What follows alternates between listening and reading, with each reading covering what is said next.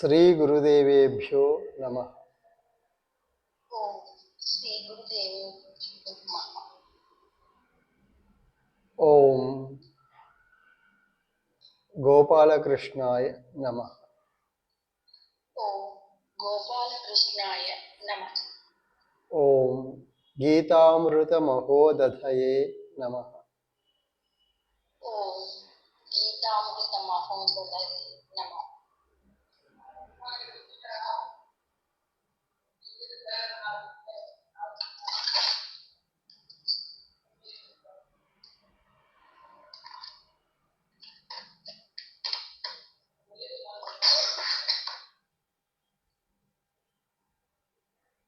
ఈరోజు మనం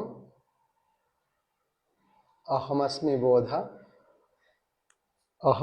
బోధ అన్నది మనకు ప్రధానమైనటువంటి యొక్క మంత్రము. మచ్చిత్త మద్గత ప్రాణాః బోధయంతః పరస్పరం కథయంతశ్చ మాం నిత్యం తుష్యంతి చ రమంతి చ. ఇది మన అహమస్మి బోధకు మకుటమైనటువంటి యొక్క శ్లోకము. శ్లోకంలో బోధ అన్నటువంటి యొక్క పదం, బోధకు లక్ష్యము మచ్చిత్తము. బోధ వస్తున్నది మచ్చిత్తం నుండి కాబట్టి మచ్చిత్తము లక్ష్యముగా సిద్ధి పొందటం అన్నది ఏర్పాటు చేసుకోవటం అంటే ఏర్పరచటం అన్నది ఇక్కడ మనం బోధ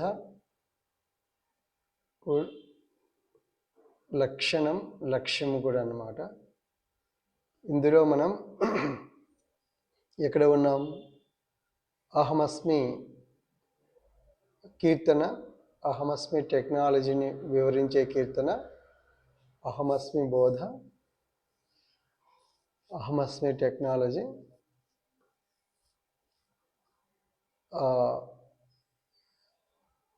మనము వివరించుకుంటున్నాము. ఇందులో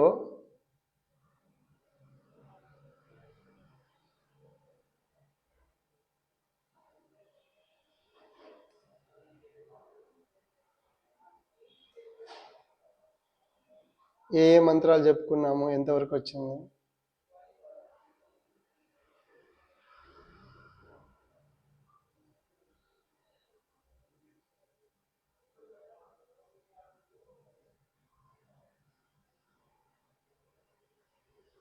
మంత్రాలు ఏవి చెప్పుకున్నాం? ఒకసారి చెప్పండి అందరు. పంచమహాభూతములు చెప్పుకున్నాం కదా, పంచమహాభూతముల గురించి చెప్పాం కదా. పంచమహాభూతముల గురించి ఎట్లా, ఏ విధంగా మనము ఇదేంటంటే తరగతి అని చెప్పుకున్నాం మనం ముందటే. తరగతి అంటే అర్థం ఏంటి? తరించటానికి గమనం ప్రయాణం చేస్తున్నాం అని అర్థం. కాబట్టి ప్రయాణము మనకు జరగాలి కదా. అహమస్మి టెక్నాలజీ అన్నటువంటిది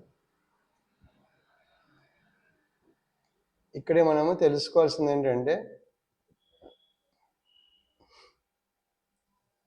ఊరికే వింటుంటాము కానీ విన్నది ఏం కావాలి? ఒకటే పోల్చుకోవాలి. మనం ప్రతిసారి ఏమిటంటే మళ్ళీ సరిదిద్దుకుంటుండాలి. ఎక్కడ దోషాలు వస్తుంటాయి మళ్ళీ సరిదిద్దుకోవాలి. అటువంటి తీసుకున్నప్పుడే మనకు ఒక అనుభూతిపరమైనటువంటి స్థితికి వెళుతాం. లేకుంటే ఏమవుతుంది? వింటుంటాం వదిలేస్తుంటాం. అట్లాగా తరగతి అంటే ఏమిటి? విన్నది ఇప్పుడు ఒకటే పోల్చుకోవడం ఏమిటంటే తిన్నది. ఎట్లా తిన్నది ఏమైంది? తిన్నది ఏమైంది? మనము నోట్లోకి వెళ్ళటమే ఆలస్యం. ఆ తర్వాత ఏమవుతుంది? ఆటోమేషన్ అన్నమాట. అంటే అప్రయత్నంగా, అంటే ఎవరి యొక్క ప్రమేయం లేకుండా ఏమవుతుంది? ఇది అహమస్మి టెక్నాలజీ అన్నమాట. అంటే అది పచనం అవుతున్నది. లాలాజలంలోనే దంతములతోనే పచనం మొదలైంది. లాలజంతో ఏ ఆ, మిళితమైపోయింది. తర్వాత జీర్ణాశయం చేరింది. జీర్ణాశయంలో పచనం అయిపోయి వెంటనే రసధాతు మొదలైపోతుంది ఒక దిక్కు. ఏమైపోయింది మొత్తం రసము, రక్తము, మాంసము, ఆ, ఆ, మేద, అస్థి, మజ్జ, శుక్రం 7 ధాతువుల రూపంలోకి శరీరం రూపంలోకి మారిపోతున్నది తిన్నది. అట్లాగే విన్నది కూడా ఏం కావాలి, స్వరూప రూపంలోకి వెళ్ళిపోవాలన్నమాట. స్వరూపంగా ప్రాసెస్ ఏదైతే ఉంటుందో అది ఎట్లయితే మనకు దేహం ఎట్లాంటిది, అహమస్మి టెక్నాలజీతో నిలిపి ఉన్నది కాబట్టి దాన్ని ఏం చేశారు, అహమస్మి టెక్నాలజీ ఉంది కాబట్టి అహం వైశ్వానరో భూత్వ ప్రాణినాం దేహం ఆశ్రిత ప్రాణ అపాన సమ ఆయుక్త. ఇక్కడ ఏమైంది,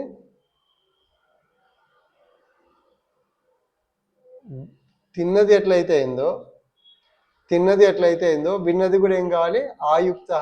ఆయుక్త అంటే అర్థం ఏంటి అంటే, అంటే ఎరుక, అహమస్మి నేను ఉన్నాను అన్నటువంటి ఎరుకతో మన మనస్సు ఏమి కావాలి, మనస్సు స్వరూపము ఆయుక్త స్వరూపం కావాలి.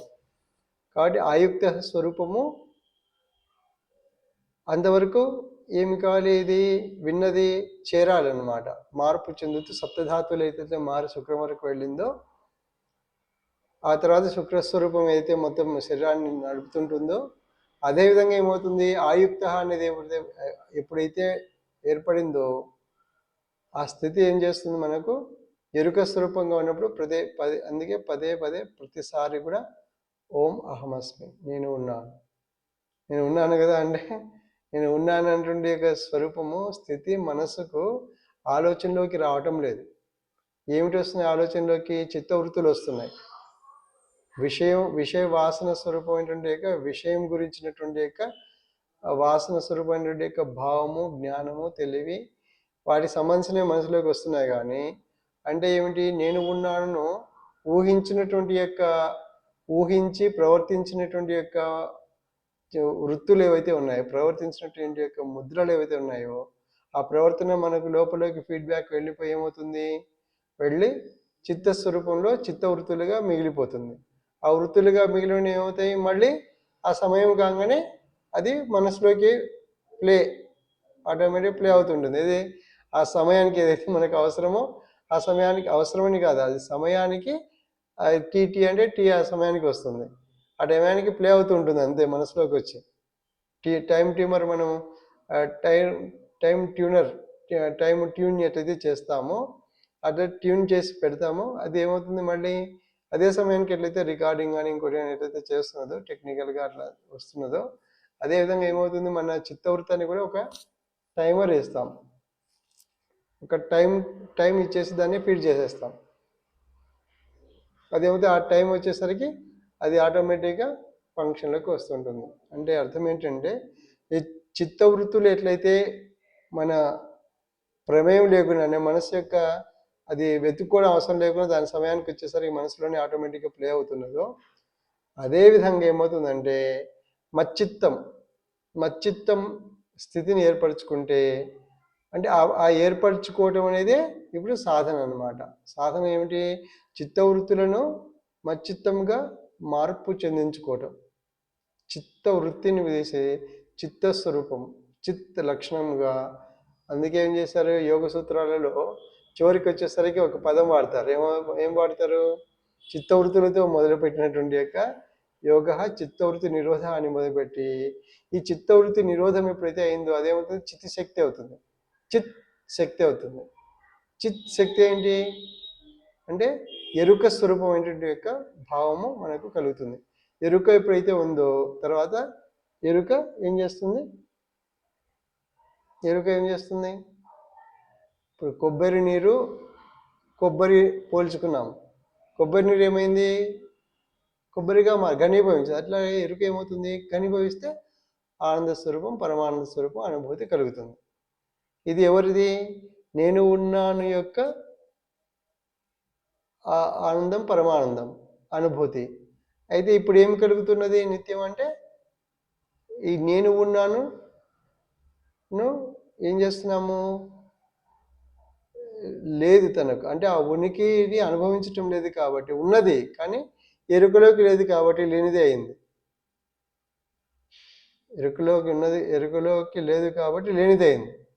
ఉండటానికి ఏం లేదు. ఇప్పుడు ఏం కావాలి, ఎరుకలోకి తెచ్చుకోవటమే అంతే, అంతకంటే ఏమీ ప్రయత్నం లేదు దీంట్లో. కానీ ఆ ప్రయత్నం ఏమిటంటే, ఆ ప్రయత్నం చేయటానికి, ఆ ప్రయత్నం కాదు, ప్రయత్నము ఎరుకగా మారటానికి, అంటే ఆ ఎరుక సిద్ధించటానికి, ఎరుక స్వరూపం చేసుకోవడానికి చిత్తవృత్తులు చిత్ స్వరూపం కావాలి, చిత్ లక్షణం సిద్ధించాలి. ఆ చిత్ లక్షణానికి ఇప్పుడు ఏమవుతుంది, ఆ అంశం ఏమవుతుందంటే ఎరుక లేమితనమే. అంటే ఎరుక లేమంటే అర్థం ఏంటి, నేను ఉన్నాను అన్నటువంటి స్వరూపము సత్ స్వరూపంగా, ఉనికి స్వరూపంగా ఉన్నటువంటి యొక్క నేను ఉన్నాను స్వరూపము మనకు లేమి అయినది, అంటే లేనిది అయినది, ఎరుకలో లేనిది. ఇప్పుడు మనము ఉన్నట్టుండి ఏదైనా ఒక వస్తువు ఇంటి దగ్గర మర్చిపోయి ఏదైనా బయటికి వెళ్ళామనుకోండి, ఈ మర్చిపోయినటువంటి యొక్క వస్తువు, అంటే ఒక వస్తువు యొక్క మరపు ఏం చేస్తుంది, ఎంత దూరం పోయినా మళ్ళీ వచ్చి, అంటే మరపు ఏమైపోయింది, మరపు లేనిదే చేసింది. అదే మరపు బయలుదేరేటప్పుడే ఆ మరపు ఒక పర్సు కానీ, ఒక పర్సు అనుకుందాం, ఒక పర్సు ఏమైంది, మర్చాడు, కొద్ది దూరం వెళ్ళాడు, వెళ్ళినప్పుడు ఏమైంది, ఇప్పుడు ఏమైంది అంటే పర్సు లేనిదైంది, తన దగ్గర పర్సు లేనిదైంది. లేని యొక్క పర్సు లేనిదైంది కదా. ఇప్పుడు ఎందుకు లేనిదైంది గమనిస్తే ఏమవుతుంది, ఎరుక లేదు. అంటే ఏమిటి, ఈ ఎరిగి లేదు, అంటే గుర్తెరిగి లేదు. ఎప్పుడు ఇంటి దగ్గర బయలుదేరే ముందు దానికి ఎరుక అంటే ఏమిటి, ఎప్పుడు ఎరుకలో ఉంటే తీసుకెళ్ళాలి అనేటువంటి ఎరుకలో ఉంటే వెంటనే పర్సు తీసుకొని జైల్లో పెట్టేసుకుంటాం. ఇప్పుడు ఆ మరుపు ఏం చేసింది, తర్వాత అంశములు, తర్వాత ప్రవర్తనకు తనకు ఆ పర్సు లేనిదైంది కాబట్టి ఎరుక ఇప్పుడు ఏమైంది, లేదు ఎందుకు లేదు, అక్కడ ఉన్నది, ఉండటానికి ఇక్కడ ఇంట్లో ఉంటేనే ఎక్కడ ఉంటేనే ఉన్నది, దానికి ఏమి ఇబ్బంది లేదు, కానీ తనకు లేనిది అయింది. అంటే నేను ఉన్నాను స్వరూపం మనకు ఉన్నది అయినప్పటికీ కూడా మన మనస్సులో, భావంలో, ఆలోచనలో, ప్రవర్తనలో లేనిదైనప్పుడు, ఎరుకగా గుర్తెరిగి లేనప్పుడు లేనిదే అయింది. ఇప్పుడు పర్సు ఉన్నది, ఉండడానికి ఇంట్లో ఉంటేనే ఎక్కడ ఉంటేనే, కానీ తనకేంటి, ఇప్పుడు ఏదో వస్తువు కొన్నా అక్కడ డబ్బులు ఇవ్వాలి, ఇప్పుడు ఏమైంది, పర్సు లేదు, పర్సులో వేసే డబ్బులు ఏమి లేవు. అప్పుడు ఏమైపోయింది, పర్సు లేదు అనే అంశము ఎక్కడ మొదలైంది, ఇప్పుడు లేదని చూసుకున్నాడు, అది లేదన్నది ఎక్కడ మొదలైంది అంటే ఇంటి దగ్గర బయలుదేరేటప్పుడు దాన్ని విస్మరించాం, తెలివిలో లేదు, ఎరుకలో లేదు. ఎరుకలో లేకపోయేసరికి ఏమైపోయింది, మనకు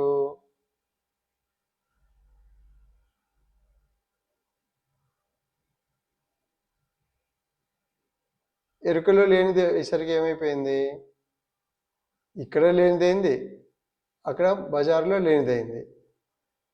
ఇక్కడ ఎరుక ఉంటే పరిస్థితి తీసుకొని జైలు పెట్టేస్తాడు, అప్పుడు ఉన్నదైంది, అక్కడ బజారులో అవసరమైనప్పుడు ఉన్నదే అయింది.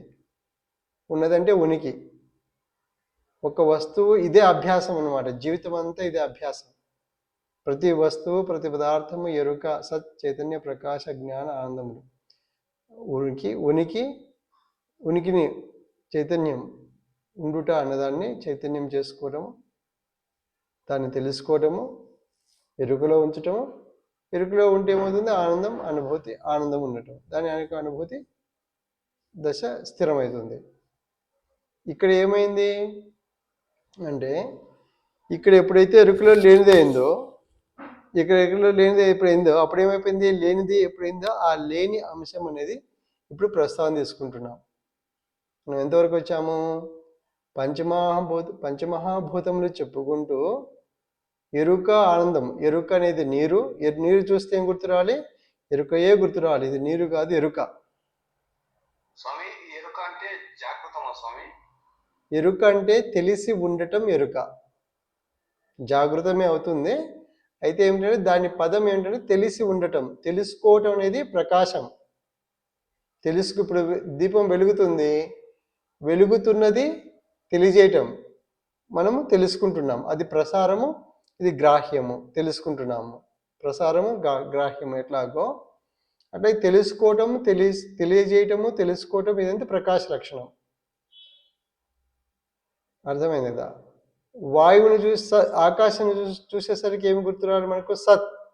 ఉండటం అంటే ఏంటో వివరించేది ఆకాశం. చైతన్యం అంటే ఏంటో వివరించేది ప్రసారం చేసేది ఎవరు? వాయువు.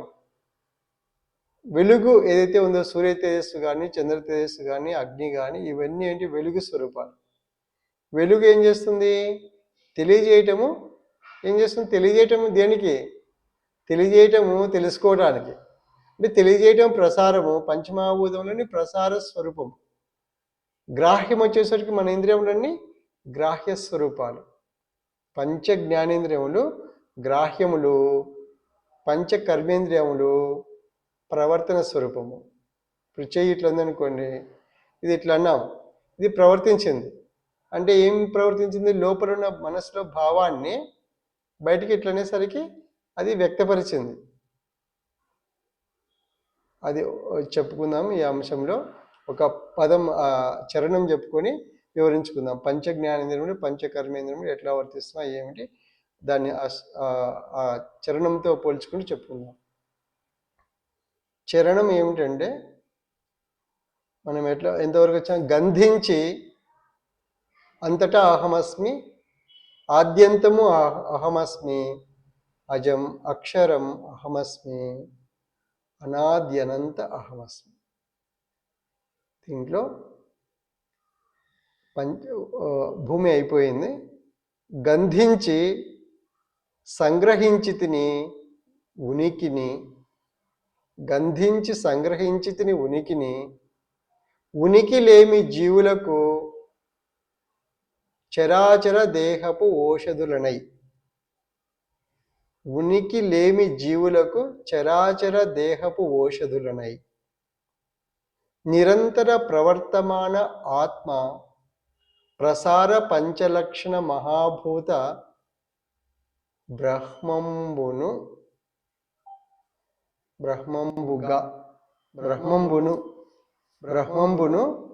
ఇప్పుడు ఏమైంది? అక్కడ ఏమొచ్చింది? సంగ్రహించిందని వచ్చింది. కాబట్టి ఇక్కడ నిరంతర ప్రవర్తమాన ఆత్మ పంచలక్షణ మహాభూత విస్తార వృద్ధి బ్రహ్మంబును 84 లక్షల జీవరాశి దేహములు గ్రాహ్య సృష్టిగా, 84 లక్షల జీవరాశి దేహములు గ్రాహ్య సృష్టిగా అహం పృథివ్యా ఓషధయ. మళ్ళీ ఒకసారి చూద్దాం మొత్తము.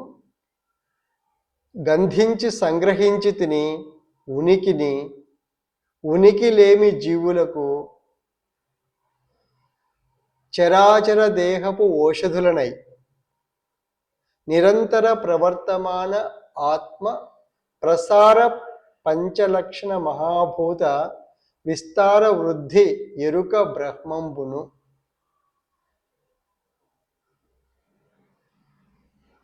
84 లక్షల జీవరాశి దేహములు గ్రాహ్య సృష్టిగా అహం పృథివ్యా ఓషధయ. దీని అర్థం వివరించుకుందాము.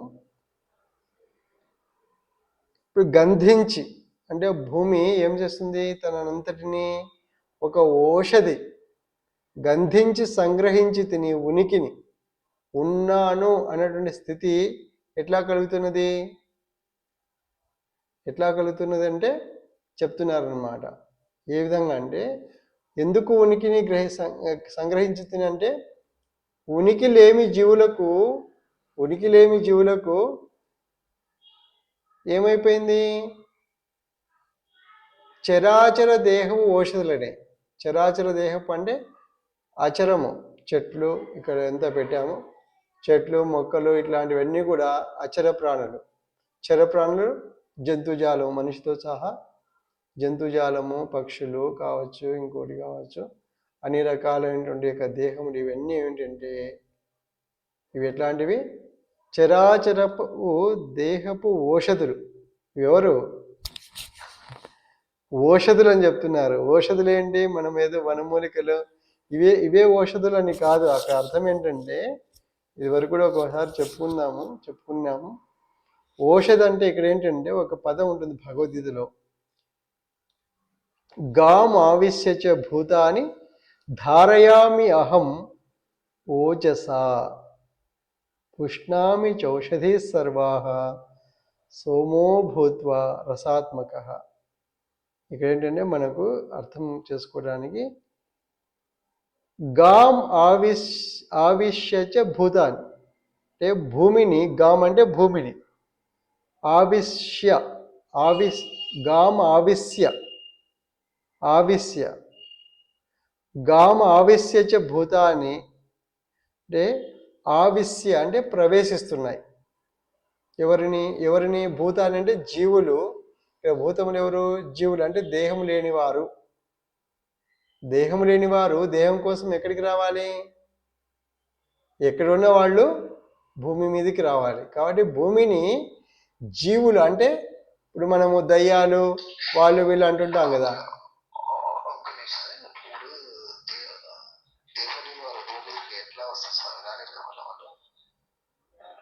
ఖచ్చితంగా వస్తారన్నమాట.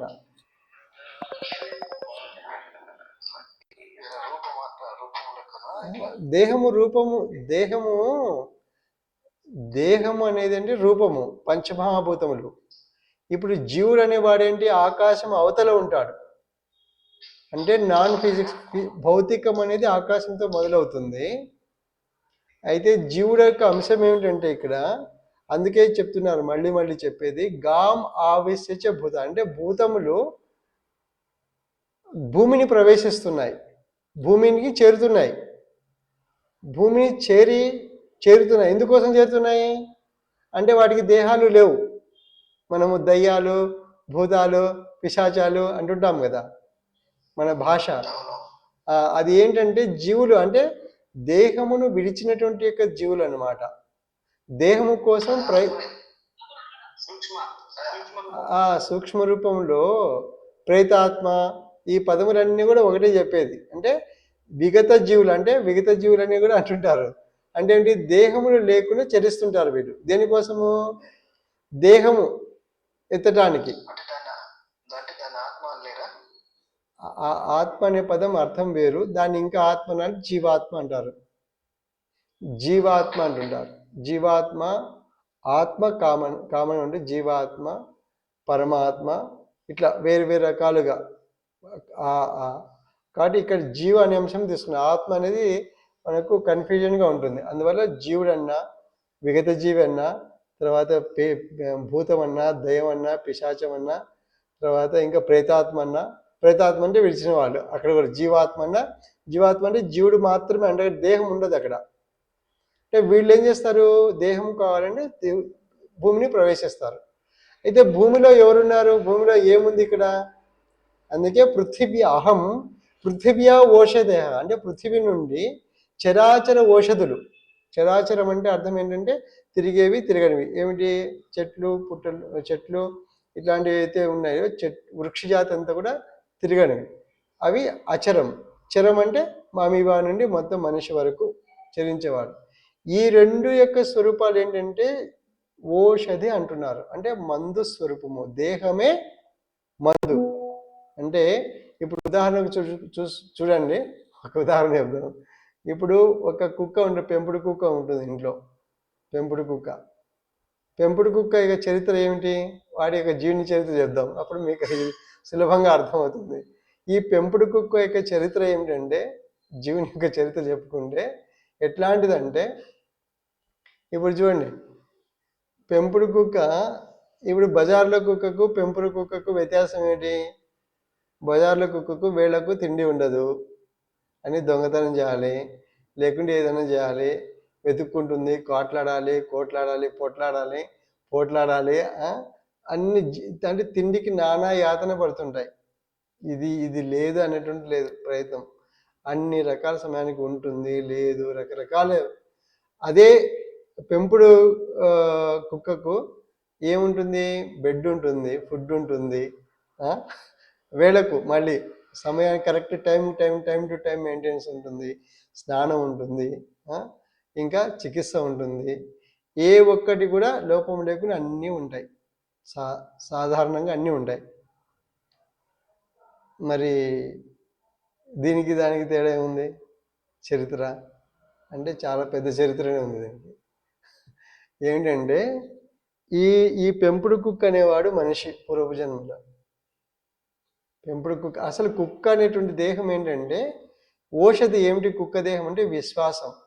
విశ్వాస ఓషధి ఏంటంటే కుక్క. అంటే కుక్క అంటే ఏంటంటే మనం ఏదో అసహించకూడదు. 4 వేదములు ఆ కుక్క శునకములు అంటారు సంస్కృతంలో. శునక రూపాల్లో ఉన్నాయి. ఎవరు మనకి ఎక్కడ గుర్తొస్తారు? ఎక్కడ చూస్తాం మనం? దత్తాత్రేయుడు. దత్తాత్రేయుడు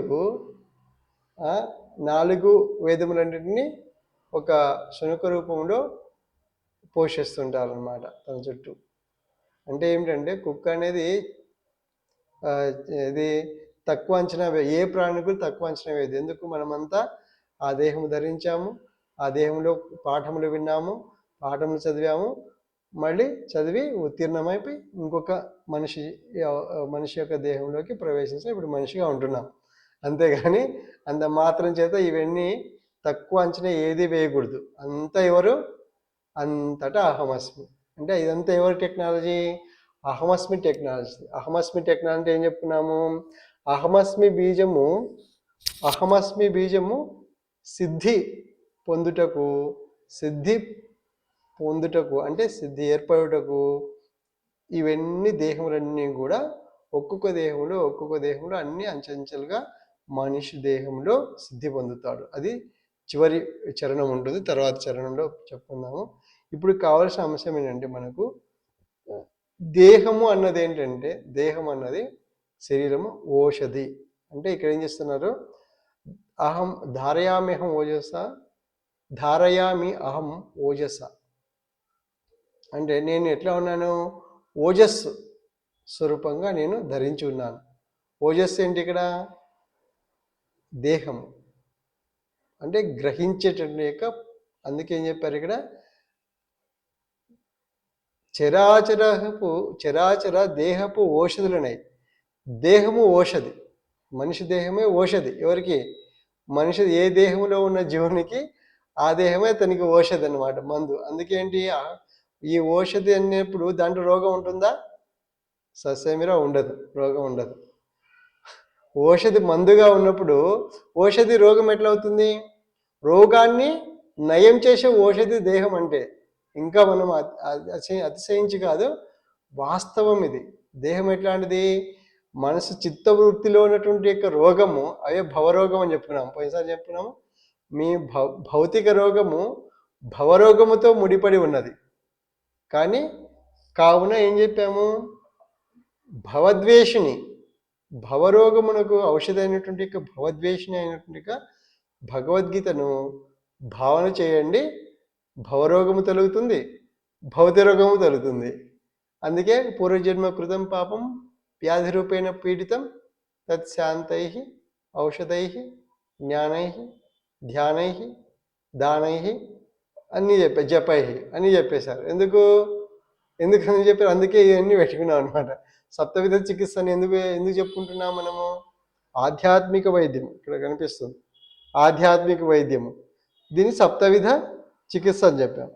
ఈ సప్తవిధ చికిత్స ఏమిటి? అన్నీ ఉండాల్సిందే. ఎందుకు?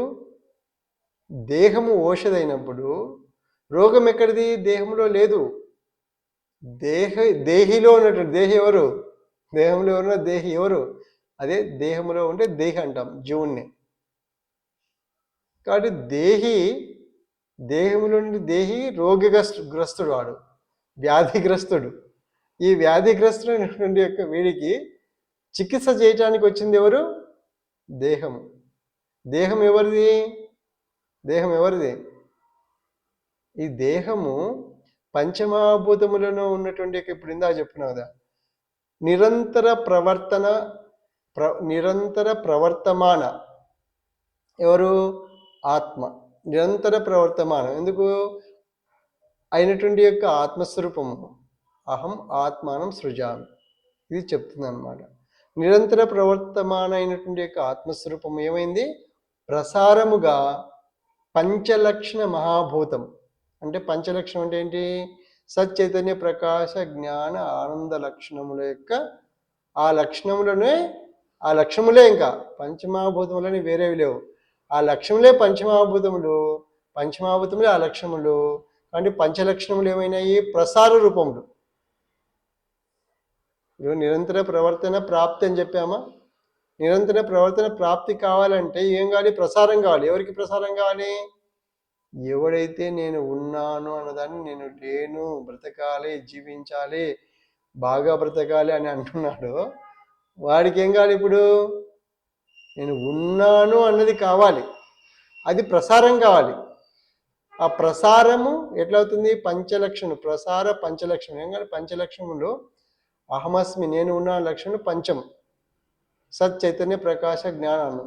ఈ పంచలక్షణలు ప్రసారము అయి, ఈ పంచలక్షణములు ఏ విధంగా ప్రసారమైన? పంచమహాభూతముల విస్తారమైనటువంటి యొక్క ఈ వృద్ధి. ఇప్పుడు చెట్టు ఇక్కడ చూపించారు, చెట్టు ఇక్కడ చూశారు కదా, వృద్ధి ఎట్లయింది? వృద్ధి అవుతున్నది. చెట్టు ఎప్పుడు వృద్ధి అవుతుందా లేదా? ఎదుగుతూనే ఉంటుందా? ఎప్పుడైనా ఆగిపోతుంది? అది ఎప్పుడు ఎదుగుతూనే ఉంటుంది. ఎంతవరకు ఎదుగుతుంది? దాని లక్ష్యం ఏంటి? బీజము సిద్ధి కావటం. ఎదగటం దేనికి? ఊరికి ఎదుగుతూ ఉంటే చెప్తా, చెట్టు అంతా ఎదిగావరా అని చెప్పి మనకు చెప్తుంటారు ఎవరు పెద్దవాళ్ళు. ఏం చేయడం? చెట్టు అంతా ఎదిగాము, ఒక ముక్క రాదు అని చెప్తుంటారు. ఏ చెట్టుకు అవమానం వస్తుందంట. చెట్టు అంతా ఎదిగావు, ఏం చేయను నువ్వు, ఈ చిన్న పని చేయలేకపోయావనంటే అనేక పదాలలో వాడుతుంటారు, అనేక సందర్భాలలో వాడుతుంటారు పెద్దవాళ్ళంతా. అంటే ఏమి ఇక్కడ చెప్పదలసిన అంశం ఏమిటంటే, ప్రవర్తమాన ప్రసార పంచలక్షణ మహాభూత విస్తార వృద్ధి ఎరుక బ్రహ్మమును.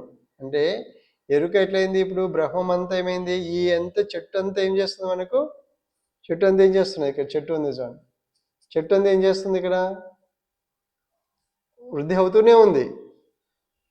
ఎట్లా వృద్ధి అవుతుంది? వృద్ధి అవుతూనే ఉంది. ఒకవైపు ఏం చేస్తుంది? మామిడి ఇప్పుడు వస్తాయి మామిడి బీజములు. ఇప్పుడు ఏమైపోయింది? ఒక దిక్కు ఏం చేస్తుంది? బీజమును ఉత్పత్తి చేస్తుంది, ఎదుగుతూ ఉన్నది. ఇది విశ్వం అంటే.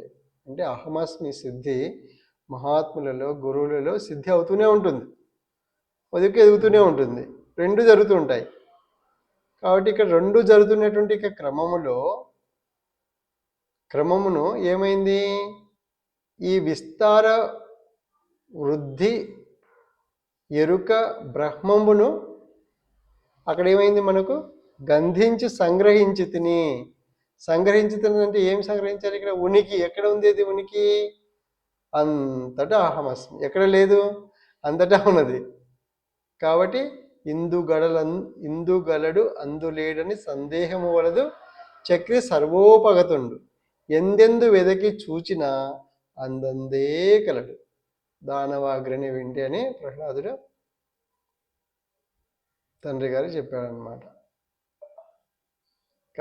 కాబట్టి ఇక్కడ మనం గుర్తించవలసింది ఏమిటంటే, ఈ విస్తార ఎరుక ఏమిటి అని చెప్పున్నాము? ఇందాక ఎరుకతో మొదలు పెట్టాము. ఏమి ఎరుక లేదు మనకు? నేను ఉన్నాను అనేటువంటి ఎరుక లేదు. ఈ ఎరుక ఎట్లా ఉంది? నిత్యము ఎరుక లేనిదంటూ ఎక్కడా లేదు, అంతటా నిండా ఉంది ఎరుక. నిండా ఉన్నటువంటి ఎరుక అదే మనకు ఏం చెప్తారు? చెట్టు చూడటానికి మనకు బయట ఇట్లా కనిపిస్తుంది, లోపల ఏమి జరుగుతుంది? నిరంతరం ఏం జరుగుతుంది అక్కడ?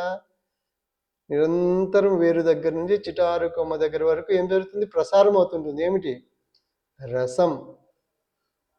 రసం నడుస్తుంటుందా?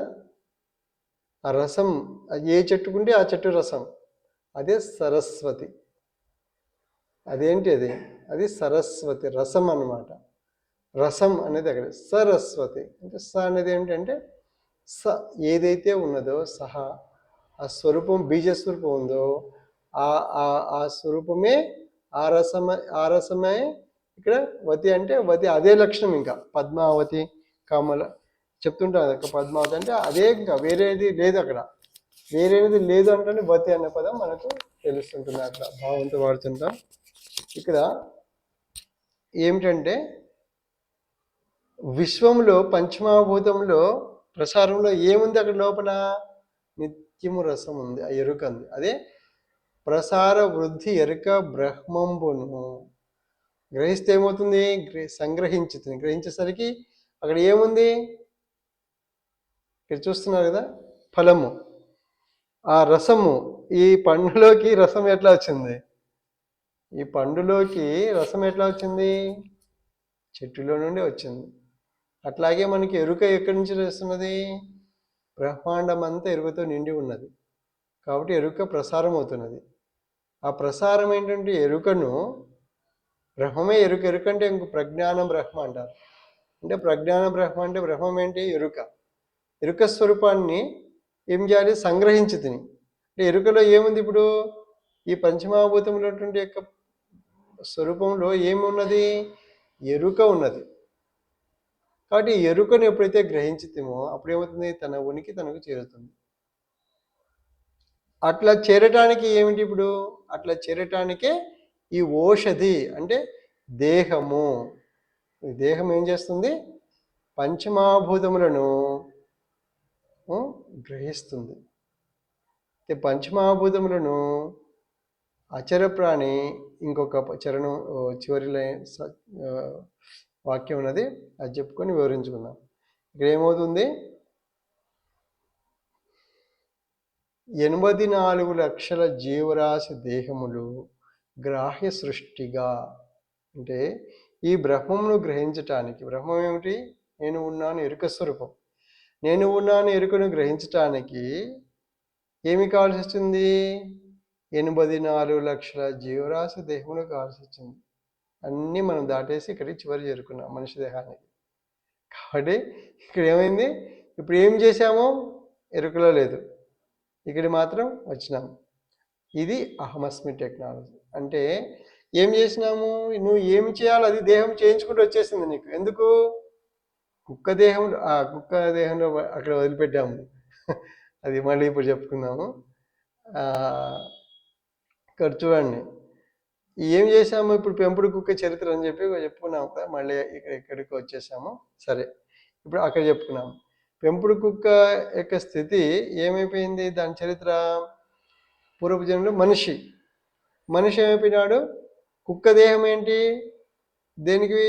విశ్వాసము అనేటువంటి ఓషధి స్వరూపం. కుక్క దేహము విశ్వాసము అనేటువంటి ఓషధి స్వరూపం, మందు. ఎవరికి? ఆ కుక్కలో ఉన్నటువంటి దేహికి, అంటే జీవునికి. కుక్క దేహం ఎప్పుడైతే ధరించాడు అప్పుడు ప్రాణి అయినాడు, కుక్క ప్రాణి అయినాడు, జీవుడు ప్రాణం చేస్తున్నవాడు అయినాడు. అయితే ఇక్కడ మనిషి ఏమైనాడు? మనిషి దేహం రావాలంటే ఆ జన్మ అయిపోయి మనిషిగా వచ్చాడు. ఎందుకు? వీధిలో కుక్కలు తిరుగుతుంటాయి, అది ఆ దేహం ధరించాడు క్రమ పద్ధతిలో. అక్కడి నుంచి ఏమైనాడు? మనిషిగా వచ్చాడు అనుకోండి. మనిషిగా వచ్చినటువంటి వాడికి ఒక 35 మార్కులు ఉన్నాయి. 35 మార్కులతో పాస్ అయినాడు విశ్వాసం. ఇక్కడ ఎంత? 100కు రావాలి. 100 రావాలంటే అభ్యాసం చేసినప్పుడు 30 మార్కులు పాస్ అయినాడు అనుకున్నాం. ఇక్కడ మనిషి దగ్గరలోకి వచ్చాడు 30 పాస్ అయిపోయి. ఇప్పుడు ఏమైనాడు? ఏదో ప్రభుత్వ ఉద్యోగం ఒకటి వచ్చింది, చేశాడు, జన్మంతా చేశాడు. మనిషి జన్మంతా అంటే 60 సంవత్సరాలు, మళ్ళీ రిటైర్మెంట్ ఉంటుంది కాబట్టి 60 సంవత్సరాలు చేశాడు. ఈ మొదట జాబ్లో ప్రవేశించిన దగ్గర నుండి 35 మార్కులు ఉండేవి. ఈ జాబ్ నుండి రిటైర్మెంట్ అయ్యేసరికి ఏమైపోయినాడు -70లోకి ఇచ్చినాడు. ఇది విశ్వాసం అనే సబ్జెక్టులో -70లోకి ఇచ్చినాడు. ఇప్పుడు మళ్ళీ మానవ జన్మ ఎత్తాలంటే మళ్ళీ ఏం కావాలి, 35 మార్కులు వస్తేనే మానవ జన్మ వస్తుంది. లేకుంటే మనం 10వ తరగతి 6 సబ్జెక్టులు ఉంటే ఇదివరకు ఏ సబ్జెక్టు పైన అవుతుంది, ఆ సబ్జెక్టు ఇంకా మళ్ళీ ఇంటర్మీడియట్లోకి పోవడానికి అర్హత లేదు. కాబట్టి ఇప్పుడు ఏం చేయాలి, ఇప్పుడు సంవత్సరమైనా 2 సంవత్సరాలైనా ఎన్ని సంవత్సరాలు ఏం చేయాలి, ఆ సబ్జెక్టుకి వెళ్ళేటువంటి ఉపాధ్యాయుడి దగ్గరికి పోయి నేర్చుకొని, ఇదివరకు ట్యూషన్స్ అనేవి ఉండేవి బాగా విస్తృతంగా నేర్చుకొని పూర్తిగా అది 2 నెలలో 3 నెలలో సంవత్సరం అయిన తర్వాత అది సబ్జెక్టు రాసి పాస్ అయితే మళ్ళీ ఇంటర్మీడియట్కి వెళ్తాడు. లేదంటే అక్కడే ఉంటాడు. 1 సంవత్సరం ఫెయిల్ అయినా అనుకోండి, 2 సంవత్సరానికి ఉన్నది ఏమవుతాడు, ఇంకా మర్చిపోతాడు, అసలుకే ఫెయిల్ అవుతాడు. 3 సంవత్సరానికి ఇంకా అంతే అయిపోయింది, ఇంకా అక్కడే ఉంటాడు. అయితే ఎప్పటికైనా ఏం చేయాలి, ఇంకా బాగా పట్టుదల ఉన్నవాడు 4 సంవత్సరాలు అయినా ఏం చేస్తాడు, పట్టుదలతో చదివి రాసి మళ్ళీ ఉత్తీర్ణుడైపోయి ఇంటర్మీడియట్కు వచ్చేస్తాడు.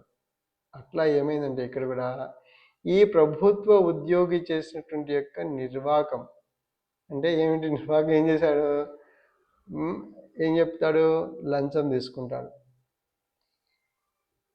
లంచం తీసుకుంటున్నా అంటే అర్థం ఏంటి, ప్రభుత్వానికి టోకరా కొట్టినట్టే కదా, మోసం చేసినట్టే కదా. అంటే విశ్వాసం ఎవరి యందు ఉండాలి, ఏదైతే వృత్తి చేస్తున్నామో ఆ వృత్తి ఏది, ప్రభుత్వం సంబంధం కాబట్టి ప్రభుత్వానికి విశ్వాసంగా పనిచేయాలి. అట్లా పనిచేసి ఏం కావాలి, 90%, 90 మార్కులు, ఇంకా అవుతానంటే ఇంకా 99 వరకు పోవచ్చు. అటువంటి స్థితి ఉన్నటువంటి అవకాశం ఉన్నది. దాన్ని ఏం చేస్తాడు, అట్లా ఉపయోగించుకోకుండా డబ్బు సంపాదన పేరు చెప్పుకొని డబ్బు దోచుకొని లంచం తీసుకుంటూ ఏమైపోయినాడు, తనకి ఏమైంది, ఇప్పుడు లంచం తీసుకోవడంలో తన స్థితిని కోల్పోయినా. అంటే లంచం తీసుకునేది ఒకటే, కానీ వాస్తవానికి ఏమైనాడు, ఇక్కడ తనను పోగొట్టుకున్నాడు. తన లక్షణాలను సుగుణాలను దుర్గుణంగా మార్చుకున్నాడు. ఎవరైనా లంచం తీసుకున్న వాడిని చూసేసరికి ఎట్లా ఉంటుంది, అది చూసేసరికి వీళ్ళకి అంటే ఆ మనిషి అంటేనే ముద్ర పడిపోయి ఉంటుంది అనమాట. అంటే చూసేవానికి అదే, అంటే ఎంత హీనంగా లోపల బయటకు అనలేడు. ఇచ్చేవాడు అంటారా, లంచం ఇచ్చేవాడు బయటకు అంటారా అంటే పని జరగదు కాబట్టి అన్నాడు, గప్పు చెప్పుకుంటాడు. ఇక్కడ ఏం చేస్తాడు, తీసుకునేవాడు తీసుకుంటాడు. ఇప్పుడు ఎవరికి నష్టం, అధికమైన నష్టం ఎవరికి, అతడికి లంచం ఇచ్చిన వాడికి పని అయింది, పని కాదు. కానీ తీసుకున్నవాడికి ఏమైంది, జీవితమే ఆగమైపోయింది. మనిషి జన్మనే ఆగమైపోయింది. ఎందుకు, నెక్స్ట్ జన్మ లేదు, మనిషి జన్మ. ఇంకా ముందుకు వెళ్ళాలంటే ఏం కావాలి, మనిషి జన్మ కావాలి. ఇక్కడ ఏమైపోయింది, ఆగం చేసుకున్నాడు. అంటే ఏమైపోయింది, తనను పోగొట్టుకున్నాడు. ఏం పోగొట్టుకుంటుంది, తనని ఏం పోయింది, తనకు ఏం పోయింది, విశ్వాసం పోయింది. కాబట్టి ఏం చెప్పింది, -70లో పడిపోయినాడు. విశ్వాసం చివరి రిటైర్మెంట్ వచ్చేసరికి ఏమైపోయింది, -70 మార్కులు వచ్చినాయి. ఇప్పుడు ఏం కావాలి, నెక్స్ట్ పోయినాడు యమధర్మరాజు దగ్గరికి. మొత్తం చిత్రగుప్తుడు చిట్కా తీశాడు, ఎక్కడెక్కడ ఏమేమి అంతా రికార్డెడ్ ఉంటుంది కదా. రికార్డ్ చూస్తే మొత్తానికి -70 రాజా అని చెప్పారనమాట చిత్రగుప్తుడు. ఇంకేం చేస్తారు, దీని ప్రకారం ఇక్కడ ఏం జరుగుతుందంటే, నువ్వు ఈ సబ్జెక్టు పోయినావు కాబట్టి మళ్ళీ మనిషి జన్మకు అర్హత లేదు. కాబట్టి నువ్వేం చేయాలి, నీకు ఏ క్లాస్ కావాలి, నీకు ఏ క్లాస్ చెప్పాలి, నీకు ఏ దేహం అంటే ఒక్కొక్క దేహము ఒక్కొక్కటి చెప్తుంది. కాబట్టి ఏం చెప్తుంది, ఇప్పుడు నీకు విశ్వాస సబ్జెక్ట్ విన్నావు కాబట్టి విశ్వాస సబ్జెక్ట్ ఎక్కడ ఉంది, చలో ఎక్కడికి వాళ్ళ కుక్క దేహంలోకి పో అన్నాడు. ఇవిడ పోయిచ్చి పడ్డాడు కుక్క దేహంలో. ఆ పడేసరికి ఇక్కడ పడ్డాడు అంటే మిగతా అన్ని పాస్ మార్కులు 190 ఉంటాయి ఇంచుమించుగా అని. ఇప్పుడు మ్యాథ్స్కి వచ్చేసరికి పోతాడు, ఎట్లా పోతాడు, ఇప్పుడు మైనస్ మార్కులు వచ్చినాయి ఎక్కువగా అని ఇక్కడ పోతాడు. అక్కడ ఏమైపోయింది, ఇక్కడ -70లో వచ్చినాడు కాబట్టి చలో నీకు ఎక్కడ స్పెషల్ క్లాస్ ఏర్పాటైంది, ఆ క్లాస్ ఏమిటి కుక్క దేహం చలో అని చెప్పాడు, వచ్చి దేహం ఎత్తాడు. అయితే ఇక్కడ ఏమైపోయింది, మిగతావన్నీ ఉన్నాయి కదా, ఆ తెలివితేటలు, నైపుణ్యము, చాకచక్యం అవన్నీ ఎక్కడికి పోవు, అవన్నీ భద్రంగా ఉంటాయి. పోయింది ఒకటి సబ్జెక్ట్ కదా, కాబట్టి ఒక సబ్జెక్ట్లో ఒకటి చదివేసి ఎట్లా చదువుతాడు, పెంపుడు కుక్క చదువుతాడు అనమాట. అంటే పెంపుడు కుక్కకి ఏంటి అన్నీ ఉంటాయి. అంటే మనిషి యొక్క లక్షణాల్లో అన్నీ, ఇంకోటి ప్రభుత్వ ఉద్యోగులు ఎక్కువగా సత్వగుణ క్యాండిడేట్స్ ఉంటారు. సత్వగుణం అంటే అన్నీ అమర్చుకొని టైం టు టైం అన్ని ఏర్పాట్లన్నీ సిస్టమేటిక్ ఉంటాయి. ఒకటి మాత్రం పోతుంది, కాబట్టి ఇవన్నీ అన్ని సిస్టమేటిక్ ఏర్పాటు చేస్తుంది సృష్టి అని కాదు, తనే ఏర్పాటు చేసుకుంటారు. తనైతే రికార్డు ఎవరు రాస్తారు, మనము ఎవరెవరు రాస్తారు అనుకో, జీవన విధాత పేరు పెట్టుకున్నాం కదా, గోమాత ఆరోగ్యప్రద జీవన విధాతని. జీవన విధాత ఎవరు రాసుకున్నారో తనే రాసుకుంటాడు. తను రాసుకోవడం అంటే అర్థం ఏంటి, ఇక్కడ తను చేయటమే చెరగని రాత. ఒక ఈ స్లోగన్ బాగా గుర్తుపెట్టుకోండి. తను ఏదైతే చేస్తాడో ఈ చేష్టనే చేసేదే చెరగని రాత అనమాట. అది ఎట్లా చేసే ఎవరు చెరుపుకోవాలి, తనే చెరుపుకోవాలి. అంతవరకు ఎవరు చెరపనిది. ఇప్పుడు చూడండి, నీ వదిలి ఎవరైనా తిని పెడతారు అన్నం. ఇప్పుడు అన్నం తినాలంటే ఎవరిని తిని పెడితే మనకు వస్తుందా, ఇది చెప్పండి, వస్తుందా? రాదు. అందువల్ల ఎక్కడ రాసావో, ఎట్లా రాసుకున్నావో, నీవు రాసుకున్నది నువ్వే చెడగొట్టుకొని మళ్ళీ నువ్వే రీరైట్ చేసుకోవాలి. ఇది ఏది రాత అన్నమాట. అంటే రాత అంటే ఇక్కడ ఏంటి, చేష్టని రాత, నీ చేష్టని నీ రాత. కాబట్టి నీ చేష్ట చేసే ముందు ఏ తెలివితో చేస్తున్నామో గుర్తిస్తే ఆ తెలివే రాత అవుతుంది. కానీ ఇక్కడ ఏం రాసుకున్నాడు, జీవితం అంతా లంచం రాసుకున్నాడు, అంటే విశ్వాసం పోగొట్టుకున్నాడు. పోగొట్టుకుని ఏం చేశాడు, మంచిగా తిండి ఉంటుంది, బెడ్ ఉంటుంది, అన్నీ ఉంటాయి. విశ్వాసం మాత్రం చదివి తీరాల్సిందే. కాబట్టి కుక్క జన్మ ఎత్తాడు, పెంపుడు కుక్క పుట్టాడు. దానికి అంతా చిన్ని బుజ్జి ఏవో పెట్టుకుంటారు, పేర్లు ఉంటాయి కదా. అట్లా కొందరు మంచి పేర్లు కూడా పెడుతుంటారు, మాధవ ఇట్లనే పెడుతుంటారు. కాబట్టి ఏమైపోయింది, ఏదైనా నీకు తప్పదు. అంటే ఏమైంది ఇక్కడ, మనం కావాల్సిన సారాంశం ఏంటంటే, అందుకే ఏంటి బాగా గుర్తుపెట్టుకోవాలి ప్రభుత్వ ఉద్యోగులు. ఎందుకు, తనను పణంగా వడ్డుకుంటున్నాడు, తననే పణంగా వడ్డుతున్నాడు. ఒక్క లంచం తీసుకున్నాడు, తనని పణంగా వడ్డుకున్నాడు. చాలా చాలా జాగ్రత్త. ఎందుకు, జన్మ తప్పదన్నమాట. ఎందుకు, నీవే రాసుకుంటున్నావు, నీవే చెడగొట్టుకోవాలి. వేరే ఎవరు నీ విషయంలో ఎవరు జోక్యం చేసుకోరు, నీవే. అందుకేం చెప్పుకున్నా మనం పోయిన ఎక్కడో ఒకసారి, అందరికంటే అందరూ చేతులు ఎత్తేస్తారు, చివరికి మిగిలేదు ఎవరు, ఇప్పుడు అందరు డాక్టర్లు అందరి చేతులు ఎత్తాడు కదా, మిగిలేదు ఎవరుంటారు, ఎవరిని వారే ఉద్ధరించుకోవాలి, ఎవరి ఆకలి వారే తెచ్చుకోవాలి, ఎవరి రోగం వాళ్ళే మందేసుకోవాలి. ఇది ఆధ్యాత్మిక విద్య అంటే. నీ రోగము, పేషెంట్ వస్తాం, మొన్న చెప్పిన క్యాన్సర్ పేషెంట్లు అందరికీ ఇదే చెప్పినాడు, నీ రోగము నేను బాగు చేస్తా అనుకోవద్దు, ఏ డాక్టరో ఎవరో బాగు చేస్తారు అనుకోవద్దు. నీ రోగము నీవే బాగు చేసుకోవాలి.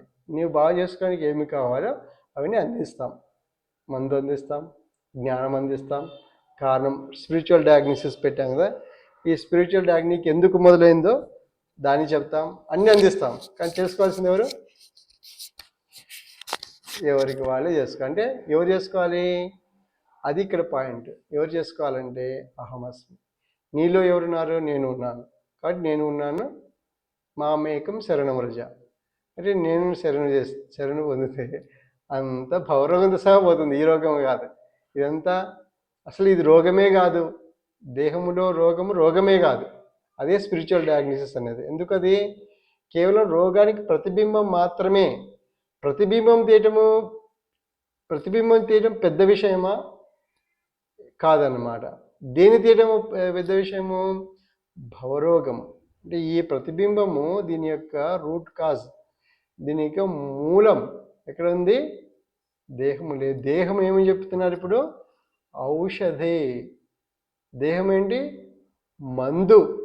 రోగం ఎక్కడుంది, తన చిత్తవృత్తి, అంటే తన గుణం. ఇక్కడ చూశారు కదా, గుణంలో ఉంది. గుణము, మనసు, శరీరం అంటే సృహింసాయాం అని చెప్పి శరీరానికి నిర్వచనం అనమాట. సృహింసాయాం అంటే హింసించేది. ఎవరిని హింసిస్తుంది, నువ్వు రోగము రోగము పని నా మీద ఏడుస్తున్నావు. అసలు రోగి నువ్వు. ఇది చూసారా? అసలు రోగి నువ్వు. నీ రోగాన్ని నా పైన దిద్ది నేను రోగమైన చెప్పి మళ్ళీ నువ్వు కంప్లైంట్ ఇస్తున్నావు. ఎవరికి? అందరికి వచ్చిన చెప్తారు ఇది ఇట్లయింది ఇట్లయిందని చెప్పుకుంటుంటారు. అంటే మనం అదే ద్రౌపది ప్రశ్న వేసింది, తన్నోడి నన్నోడేనా, నన్నోడి తన్నోడేనా అని చెప్పి. ఎక్కడ? ఆ సభలో ద్రౌపదిని వడ్డారు కదా. ఆ వడ్డటం అంటే ఏంటి? తన్నోడి నన్నోడినా, అంటే అతను ఓడిపోయి నన్ను ఓడగొట్టారా, నన్నోడి తన్నోడేనా అంటే అది అది ఒక ధర్మ సందేహంగా ఆడ ప్రజెంట్ చేసింది ద్రౌపది. అంటే ఇక్కడ దేహమే ద్రౌపది అంటే ఎవరో కాదు, మన దేహమే. మన మఠం పుస్తకంలో, శ్రీకృష్ణ మఠం పుస్తకంలో ఒక భారత కథ అనేది మానవుని యొక్క జీవుని వ్యవస్థ, సాధకుని వ్యవస్థ ఎట్లాంటిదో మొత్తము స్వామివారు ప్రత్యక్షంగా కళ్ళ కట్టినట్టుగా వివరిస్తారనమాట. అద్భుతమైనటువంటిది ఆ మహాభారతం, భారత కథ చిన్న పుస్తకము. సమన్వయం, మనిషి జీవితము మహాభారతంగా ఎట్లా ఉన్నదో, పంచమ వేదంగా ఎట్లా ఉన్నదో దాన్ని వివరిస్తారు. చాలా అద్భుతంగా ఉంటుంది. అది అందరూ చదవండి. భారత కథ అని చిన్న పుస్తకం. కాబట్టి ఇక్కడ ఏమిటంటే మనం గుర్తించాల్సింది, దేహం అనేది ఔషధి. ఏ దేహము? ప్రతి దేహము. అదే చెప్తున్నారు. అహం పృథివ్యా ఓషధేహ. అహం నేను పృథివ్యా భూమి నుండి ఏమైనా ఓషధ స్వరూపంగా వెలసి తిని, నేను అక్కడ ఓషధ స్వరూపంగా ఉండి ఏం చేస్తున్నాను? దేన్ని తీసుకుంటున్నాను? సంగ్రహించి తిని. ఎవరిని? నేను సంగ్రహించుకున్నాను. నేనే సంగ్రహించి. అంటే అర్థం ఏంటి? ప్రసారమైనటువంటి యొక్క ఉనికిని, పంచమహాభూతములలో ప్రసారమైనటువంటి యొక్క ఎవరు ప్రసారమైనారు? ఎవరు? నిరంతరం ప్రవర్తన ఎవరు? ఆత్మస్వరూపము. ఆత్మ అంటే ఏమిటి? ప్రసారం. దీపం దగ్గర నుంచి ఇక్కడ ప్రసారం, ఇక్కడ నుంచి మన ఇది గ్రాహ్యము. ఈ దేహము కన్ను గ్రాహ్యం అయితే, అదే ఇప్పుడు దేహంలో ప్రతిది గ్రాహ్యం అన్నమాట. ఈ గ్రాహ్యం ఏం చేస్తుంది? అది ప్రసారము. ప్రసారం ఏంటి? పంచమహాభూతం ప్రసారం చేస్తున్నాయి, బ్రాడ్కాస్టింగ్ అనమాట. రిసీవర్స్ ఎవరు? మనం, యాంటెనా. దేహములన్నీ యాంటెనా స్వరూపాలు. అంటే ఇక్కడ ఏంటి? అదే అందుకే శిఖ వేసేదన్నమాట. కాబట్టి ఇక్కడ ఏమిటి? దేహము, అన్ని దేహములు, కేవలం మనుష్య దేహం ఒకటి కాదు, అన్ని దేహములు, చర దేహములు అన్నీ కూడా ఏం చేస్తున్నాయి? ప్రయాణం చేయిస్తున్నాయి. అంటే అప్పుడు ప్రయాణం అంటే జీవుడి యొక్క ప్రవేశముతో శరీరం ఏమైంది? దేహం ఏమైంది? ప్రాణి అయింది. అంటే జీవుడు ప్లస్ దేహము కలిపితే ప్రాణి ప్రయాణం చేస్తున్నాడు. అందుకే జీవుడు దేహం విడిచిన తర్వాత జీవుడు వెళ్ళిపోయాడు అంటున్నాం. అంటే ఏంటి? ప్రయాణం చేసినంతో చేశాడు, తర్వాత విడిచేశాడు, ఇంకో దేహం పోయినాడు, ఇంకో దేహం తెచ్చుకున్నాడు. అంటే ప్రయాణం ఇంకా కంటిన్యూ అవుతున్నది. అంటే జన్మ పునర్జన్మ అనేది ఎంతవరకు ఉంటుందంటే, లక్ష్యం ఏంటి? అహమస్మి బీజము సిద్ధి పొందేంత వరకు జన్మ దేహము ప్రయాణం సాగుతూనే ఉంటుంది. ఇట్లా అన్నమాట. అంటే ఇక్కడ మనం సారాంశం ఏమిటంటే, ఇక్కడ ముఖ్యంగా ఓషధి స్వరూపము బాగా వివరించుకున్నాం.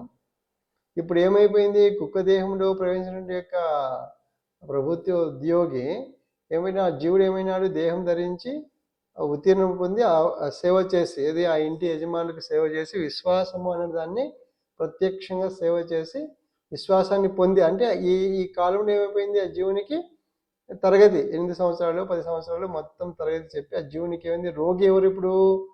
ఆ జీవుడు. లంచం తీసుకుని జీవుడు రోగం ఏంటి? లంచం తీసుకోవటం, విశ్వాసాన్ని పోగొట్టుకుని లంచం తీసుకోవడం ఈ రోగం. ఆ రోగిని బాగు చేసి, జీవుని బాగు చేసి, దేహం ఏం చేస్తుంది? వాడిని దాటించేసి, ఇంకా పో అని చెప్పి దాటించేసి, నెక్స్ట్ ఆ దేహం తర్వాత ఇంకో జన్మ మళ్ళీ డిగ్రేడ్ అయిపోయినటువంటి యొక్క, డిగ్రేడ్ అంటాం ఇప్పుడు. అంటే మనిషి దేహం నుండి డిగ్రేడ్ అయిపోయినాడు. డిగ్రేడ్ అయినాడు మళ్ళీ ఇది చదువుకొని మళ్ళీ మనిషి దేహానికి వచ్చేస్తాడు అనమాట. వచ్చి అప్పుడు బుద్ధిగా ఉంది, అప్పుడు చేసుకుంటూ ముందుకు వెళతాడు అనమాట. ఇట్లా ప్రయాణం సాగుతూ ఉంటుంది. ఎంతవరకు? తర్వాత చరణం చెప్తుంది ఎంతవరకు? సిద్ధి పొందేంత వరకు. ఏం సిద్ధి ఇక్కడ? ఏం సిద్ధి? సిద్ధి అహమస్మి సిద్ధి కావాలి. ఇప్పుడు చెట్టు బీజం అంటే ఇదంతా చూడండి, మనిషి చేయవలసిన ప్రాసెస్, మనిషి చేయవలసినటువంటి యొక్క ఏదైతే ఉందో సాధనని కానీ సిద్ధి కానీ చేయవలసిందో, ఇది అన్ని ప్రాణులు చేసి చూపిస్తుంటాయి. మనకు ముఖ్యంగా ఏంటంటే, అందుకే ఆయనకు ఉద్ధవునికి 24 మంది గురువులు అని చెప్పారంట.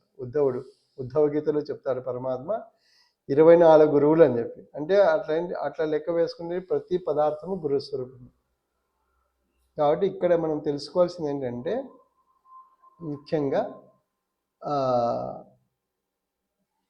అచర ప్రాణి పంచమహాభూతములను భౌతికమైన దేహంలో భౌతికంగా పంచమహాభూతము భౌతికము అభౌతికము లేదు, కానీ మన అవగాహనకు మనం అట్లా చెప్పుకుంటున్నాం అంతే. భౌతికంగా పంచమహాభూతములను ఏ రేషియోలు రేషియోస్ ఉన్నాయి, పంచ నిష్పత్తులు ఏ రేషియోలో గ్రహిస్తుందో ఆ వృక్షము ఆ ప్రత్యేకమైనటువంటి జాతి అంతే.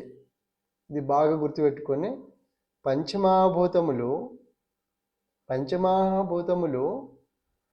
భూతములను ఏ వృక్షము ఏ మొక్క ఎంత రేషియోలో గ్రహిస్తుందో ఆ రేషియో యొక్క వ్యత్యాసమే అన్ని వృక్షజాతులన్నీ అన్నమాట.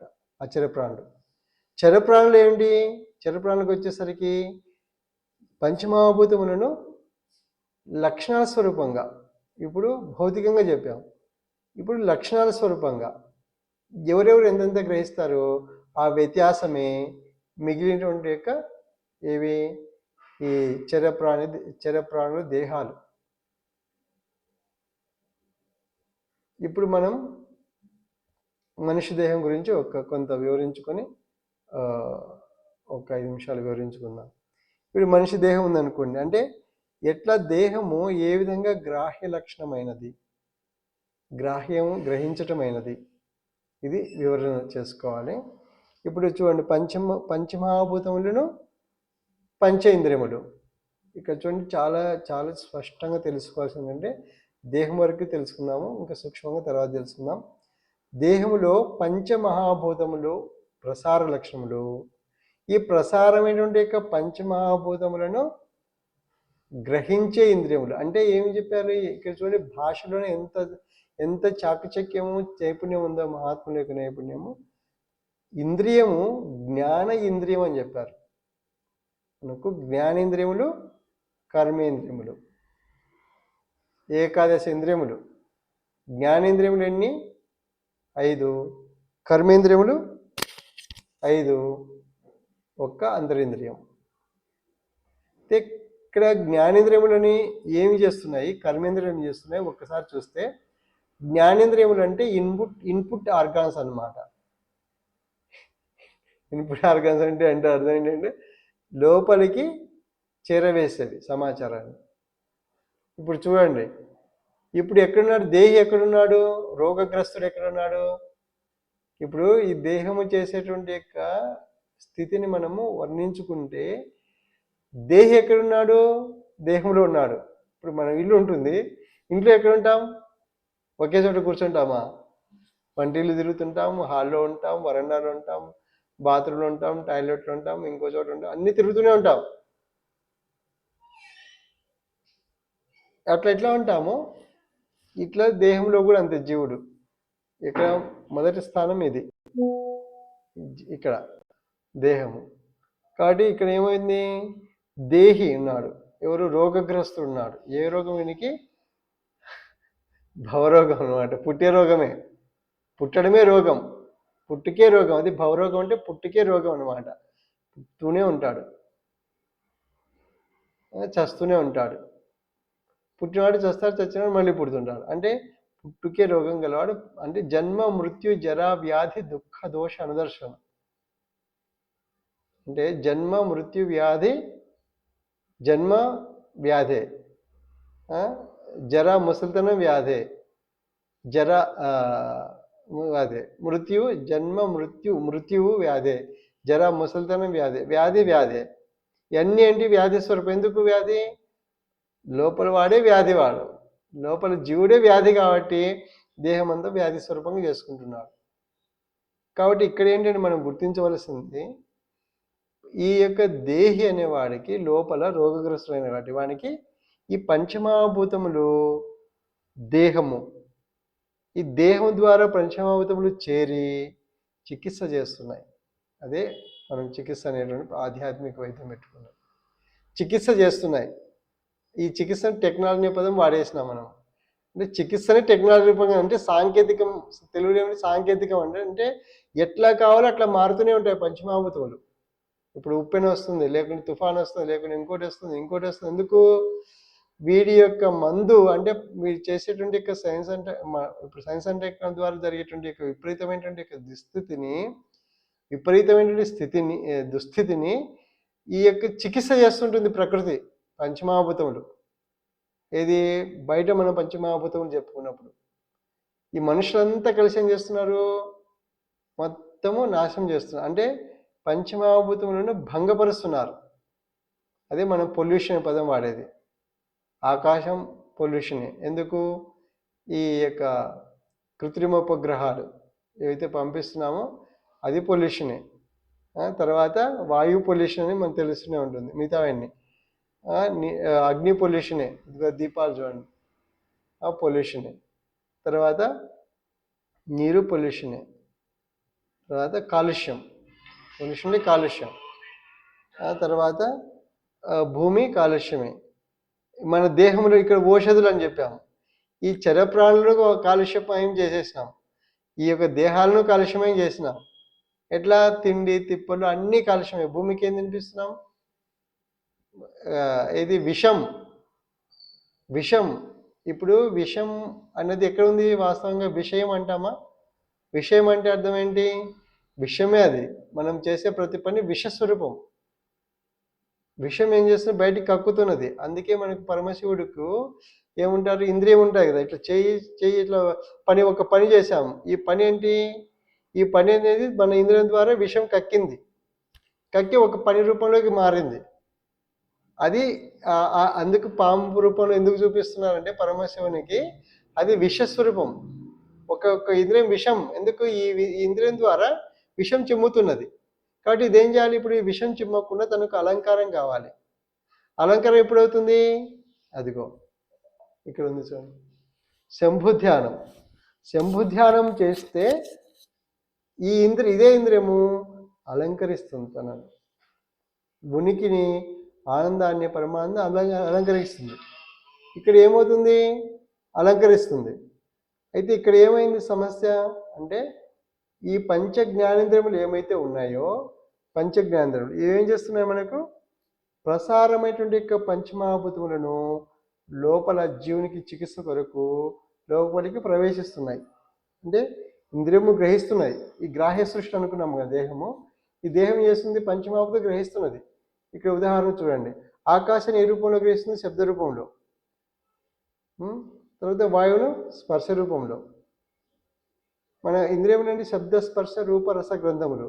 చెవులు శబ్దము, తర్వాత స్పర్శ చర్మము, తర్వాత కన్ను అగ్ని తేజస్సును, తర్వాత రుచి నాలుక, నీరు. నాలుక ఏది స్వరూపం? రుచి స్వరూపం. రుచి ఎవరిది? మనం చెప్పుకున్నాం నీరు. భూమి ఆఘ్రాణం, భూమి. పంచమహాభూతములైనాయి కదా. ఈ పంచమహాభూతములను లోపలికి చేరవేస్తున్నాయి. పంచమహాభూతాలు ప్రవేశిస్తున్నాయి లోపలికి. దేనికి? ఎట్లా ప్రవేశిస్తున్నాయి, ఎందుకు ప్రవేశిస్తున్నాయి అనేది మనం మొత్తం వివరించుకుంటూ వచ్చాం. మొత్తం ఆకాశము, వాయువు, అగ్ని, నీరు, భూమి అన్నిటిని వివరించుకున్నాం. ఆకాశము సత్, నీరు చైతన్యం, అగ్ని ప్రకాశం, తర్వాత నీరు ఎరుక, భూమి ఆనందం. ఈ పంచమహాభూతములు ఈ రూపంలో ప్రవేశిస్తున్నాయి. మనం లోపల ఏం చేస్తున్నాయి? నేను ఉన్నాను యొక్క స్థితిని, ఉనికిని మన ఎరుకలోకి తీసుకొస్తున్నాయి, మన స్మృతిలోకి తీసుకొస్తున్నాయి. అంటే ప్రసారమైన పంచమహాభూతములు ఎక్కడ ప్రసారమైనాయి? నిరంతర ప్రవర్తమాన ఆత్మ స్వరూపము ప్రసార పంచమహాభూతములుగా ప్రసారమయ్యి ప్రసార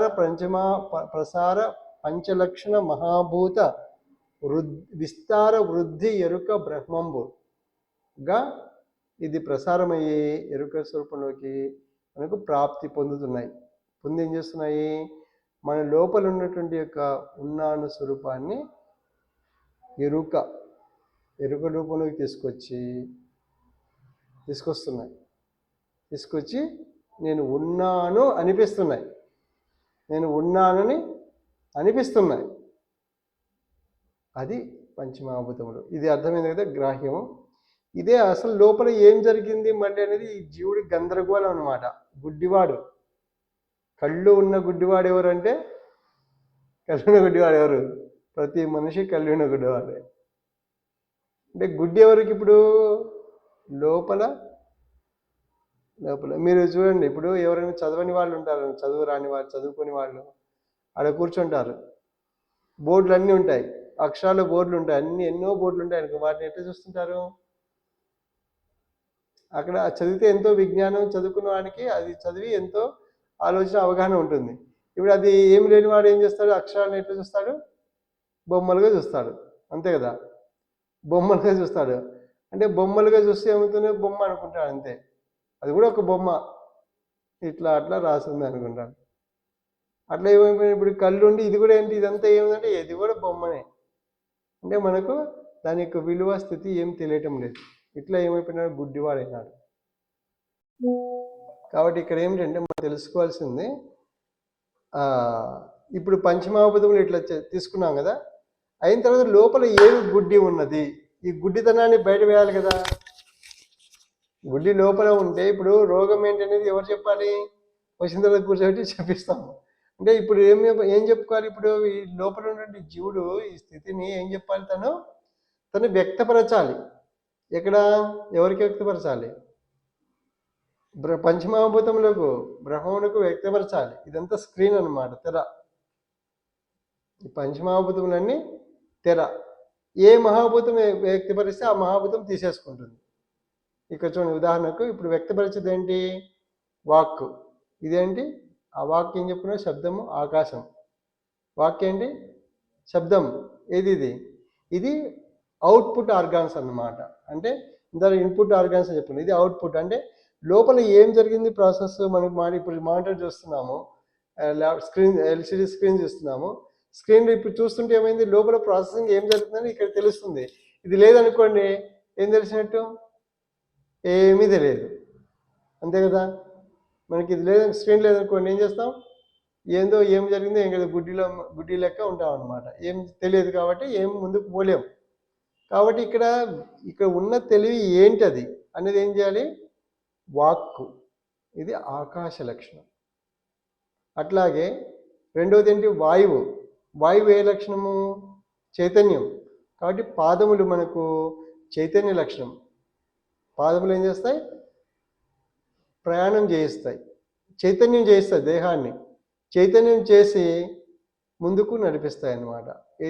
అది చైతన్యం. ఇది పాదములు, చైతన్యం, వాయు లక్షణం, అవుట్పుట్ ఆర్గాన్స్. చేతులు ఏం చేస్తాయి?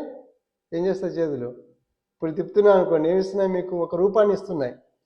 ఒక రూపాన్ని ఎట్లా తిప్పండి, ఒక రూపాన్ని చేస్తే ఏం చేస్తుంది? పని అంతా ఇదెంతో చేస్తున్నాము? ఏ పని చేసినా చేతులతో చేస్తాం. అది చేయి ఏం చేస్తే ఒక రూపాన్ని ఇస్తుంది. ఇది ఎవరి లక్షణం? రూపము. పంచమహాభూతం చెప్పుకున్నాం మనం. రూపం ఎవరి లక్షణం? ఇది అగ్ని లక్షణం. రూపించి ఉండుటను అని చెప్పుకున్నాం. ఉండుటకు రూపాన్ని ఇస్తున్నాయి. కాబట్టి ఎవరు? అగ్నిస్వరూపం. ఏమిస్తుంది? రూపం. చేతులు ఏమిస్తాయి? రూపాన్ని ఇస్తున్నాయి. చేతులు అగ్నిస్వరూపం. తర్వాత నీరు, పాయు, ఉపస్థ పాయు. ఉపస్థ ఇంద్రియం ఏంటి? నీటి స్వరూపం. నీటిని ఏం చేస్తుంది? ప్రసారం చేస్తుంది, బయటికి ప్రసారం చేస్తుంది. ఇది దేహంలో ఉన్నటువంటి యొక్క నీరును, ఇది దాంట్లో ఉన్నటువంటి మలినమైనటువంటి యొక్క నీరును, ఎక్సెస్ ఏవైతే విటమిన్స్ కానీ ఏవైతే ఉన్నాయో దేహం సిస్టమ్ని మెయింటైన్ చేస్తుంది. అటువంటి యొక్క మెయింటైన్ చేసినటువంటి ఇంద్రియము, ఆ ఇంద్రియమును బయటికి విసర్జన చేస్తూ ఉంటుంది. ఇది ఉపస్థ ఇంద్రియం. తర్వాత పాయు, ఇది మల విసర్జన. ఘన పదార్థం. ఘన పదార్థం ఎవరు? భూమి స్వరూపం. మల పదార్థం ఏం చేస్తుంది? పాయు అనేటువంటిది విసర్జన చేస్తుంటుంది, సిస్టమ్ క్లీనింగ్ కొరకు. ఈ అంశం అన్నమాట. అంటే ఇది అవుట్పుట్ ఆర్గాన్స్.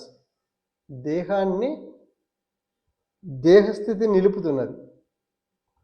ఇక్కడ మనకేమిటంటే వాక్కు పాదము, వాక్కు ఆకాశం, పాదము వాయువు, అగ్ని రూపము, తర్వాత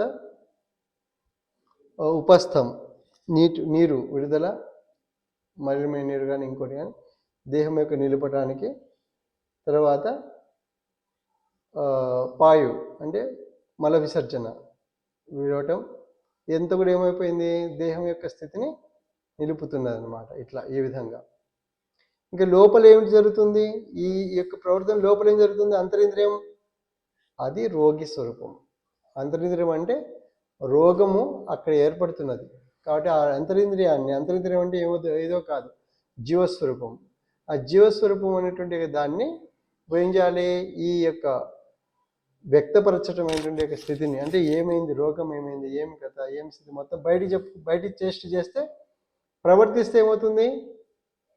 ఇప్పుడు ప్రవర్తన ఎవరిస్తున్నారు, ప్రవర్తన అంటే అంతరింద్రియం ప్రవర్తిస్తుంది ఇంద్రియం ద్వారా.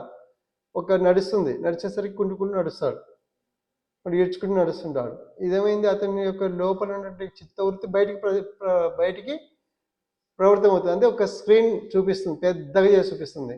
అప్పుడు తన తప్పు తను గుర్తిస్తాడు. అంటే దేహం ఏం చేసింది, తన తప్పును గుర్తించడానికి బయట పడేస్తున్నది, తన దోషాన్ని బయటపడేసి గుర్తింపజేసి సవరించి మళ్ళీ రికార్డ్ చేసుకుంటుంది. ఎట్లా, పంచజ్ఞానేంద్రముల ద్వారా.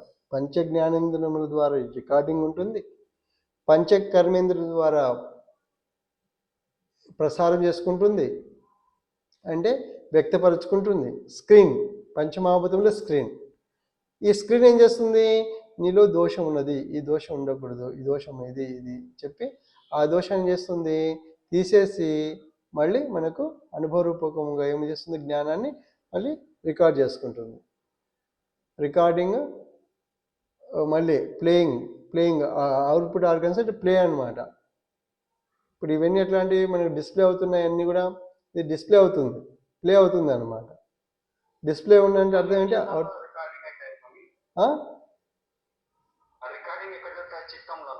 చిత్తం, ఫైనల్ చిత్తం అంటే నాన్ ఫిజికల్ ఫార్మేషన్ అనమాట. చిత్తం అనేది ఏంటి, అంతరింద్రియం అంటే నాన్ ఫిజికల్ ఫార్మేషన్. అంటే భౌతికం, ఆకాశం. భౌతికం అంటే నాన్ ఫిజికల్ అంటే ఏంటిది అంటే ఆకాశం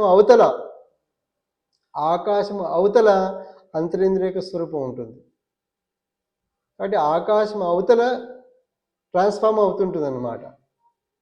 మీకు ఇదే ఒక క్రమం చెప్పుకున్నాం. భూమి ముట్టుకుంటాం, నీరు పారిపోతూ ఉంటుంది, అగ్ని దూరం అంటుంది, ముట్టుకొనివ్వదు, వాయువు అసలు వీస్తూ ఉంటుంది అన్నమాట. మనకు తెలుస్తుంటుంది కానీ వీస్తూ ఉంటుంది. ఆకాశం ఉన్నట్లు ఉంటుంది కానీ ఉన్నది తెలియదు, ఉన్నట్లు ఉంటుంది, ఉంది కానీ ఉనికిని చూస్తూనే ఉంటాం కానీ అక్కడ ఏమవుతుంది, దూరం. అంటే ఒక్కొక్కటి ఏమైపోయింది, భూమి, నీరు, అగ్ని, వాయువు ఒక్కొక్కటి దూరం అయిపోయింది. ఇప్పుడు ఆకాశం అవతల ఏముంది, మనస్సు. ఆకాశమే కనిపించకుండా ఉంటే ఇంకా మనసు ఎట్లా కనిపిస్తుంది మనకు. పరమాత్మ ఎందుకు కనిపించండి, పరమాత్మ కనిపించడు. ఎందుకు కనిపించడు, పరమాత్మ నాన్ ఫిజికల్. అంటే ఆకాశం అవతల ఆత్మస్వరూపం, ఆకాశం అవతల మనస్సు ఉంటే మనస్సు అవతల ఎవరు, ఆత్మస్వరూపం ఉంది. ఆత్మస్వరూపం అవతల ఎవరున్నారు, అహమస్మి అన్నమాట. అహమస్మి అనేది ఎక్కడుంది, అందుకే మౌన వ్యాఖ్య ప్రకటిత పరబ్రహ్మతత్వం. అంటే ఈ తత్వం అయితే జ్ఞానం చెప్పుకుంటున్నాం, ఇది మౌన వ్యాఖ్య ద్వారా ప్రకటితం అవుతూ ఉంటుంది. ఇది పంచమహాభూతముల నుండి బ్రహ్మస్వరూపం, ఎరుక స్వరూపంగా. ఇప్పుడు చూడండి కుంభమేళాలో ఎందుకు ఏముంది అక్కడంటే, పోయినసారి చెప్పిన కుంభమేళా గురించి. ఈ పర్వత శిఖరములు, ఈ తేజస్సు ఏదైతే ఉందో పర్వతాలలో, పర్వతము ఎరుక అనుభూతి, ఎరుక ఆనందం.